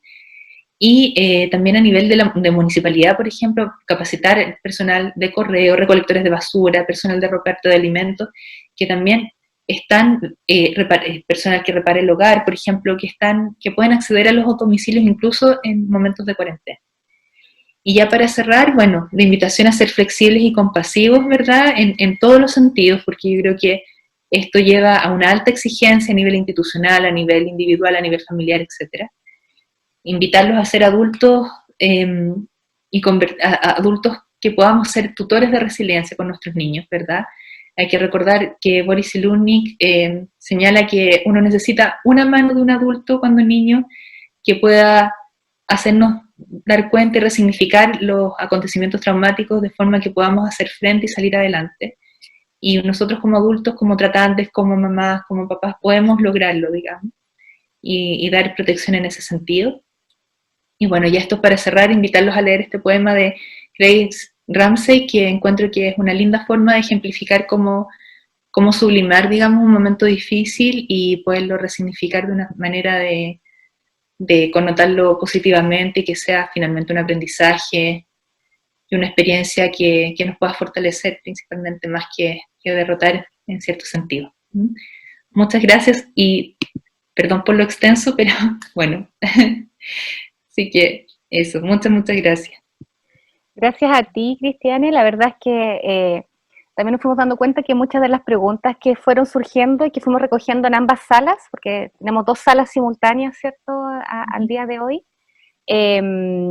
la fuiste también respondiendo en el transcurso ¿cierto?, de tu presentación y pues sobre todo también agradecerte a ti, también a Francesca por la generosidad también de compartir, ¿cierto? Como compartir desde sus conocimientos, de las herramientas que han ido conociendo, que también ha sido una característica que ha tenido este ciclo, ¿cierto? Que también es de compartir saberes para también lo puedan poner en práctica entonces los participantes que hoy día se conectan y con eso fortalecer sus exposiciones. Nos quedan poquitos minutitos, surgieron muchas preguntas, vamos a todo compartirles, ¿cierto? Ahí ambas expositoras gentilmente también nos han facilitado que compartamos los materiales, los títulos, y ahí nos vamos a hacer una carpeta, ¿cierto? Y vamos a mandarles la información al mail con el que se inscribieron, pero también recogiendo algunas de las preguntas y tal vez con eso ir finalizando, ¿cierto? En estos últimos minutos, Francesca, si es que estás también por ahí. Sí.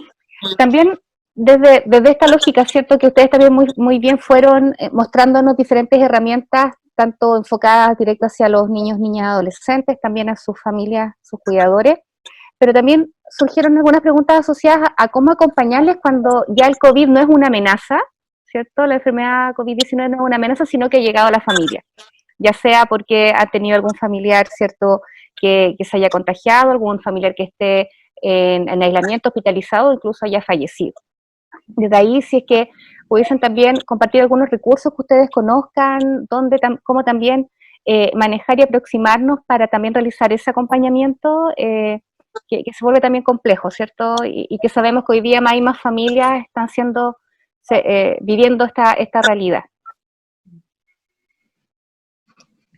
No sé, Fran, hay una guía. Sí, no sé si hay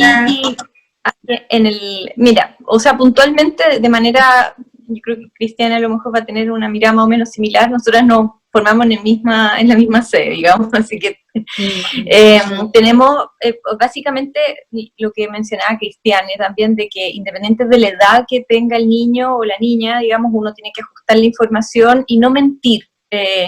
Digamos, principalmente cuando existe un suceso, digamos, un deceso en una familia, digamos, es mucho más fácil comunicar esto ajustado a la edad, digamos, en la medida en que uno también ha ido preparando e informando al niño de que a lo mejor el abuelito o el tío o alguna persona está, digamos, en una situación complicada, y que, digamos, es mucho más fácil comunicar eso y de que lo vaya asimilando a que de un minuto a otro o hacer, digamos, como que no pasa nada, o comunicar una situación, digamos, una noticia de esta magnitud. En los adolescentes es también más fácil también ir haciéndolos parte sin esto de parentalizarlos o de que sean adultos, ¿ya? El Chile Crece Contigo sacó unas guías también de apoyo al duelo, y creo que también eso las podemos compartir.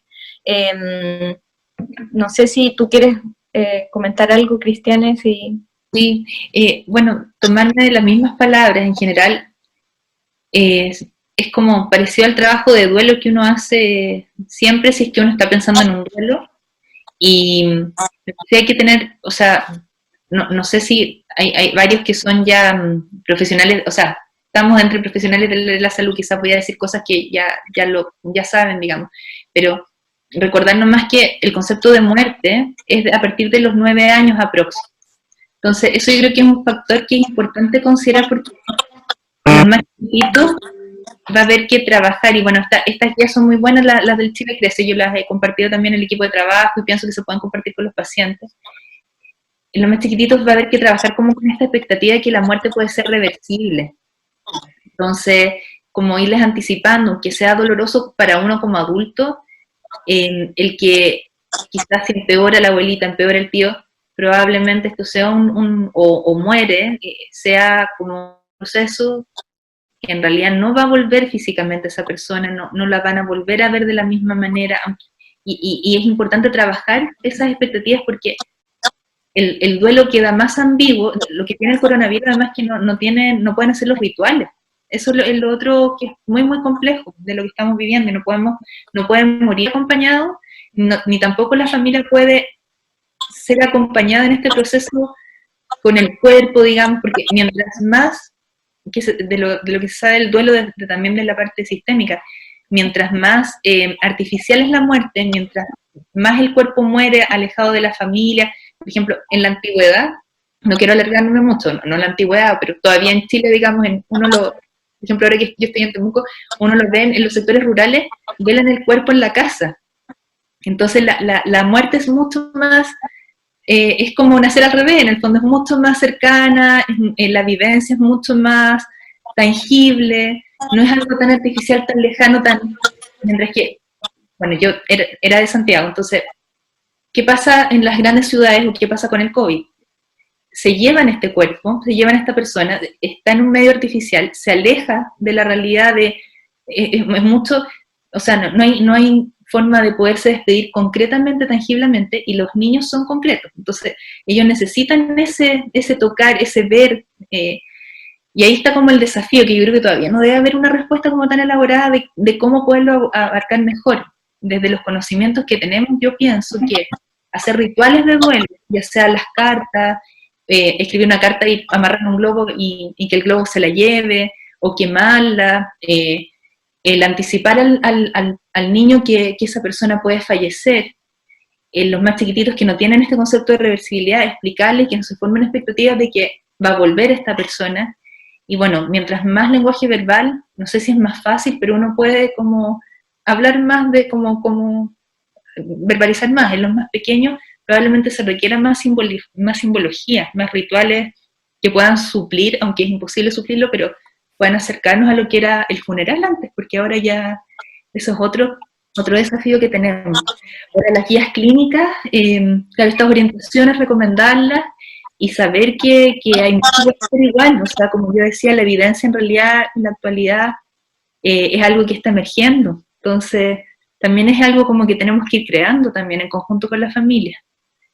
Y ahí preguntarle a la familia cómo hacían sus rituales, y apoyarse también en co-construir una solución en conjunto con ellos también. Yo creo que eso también es súper importante.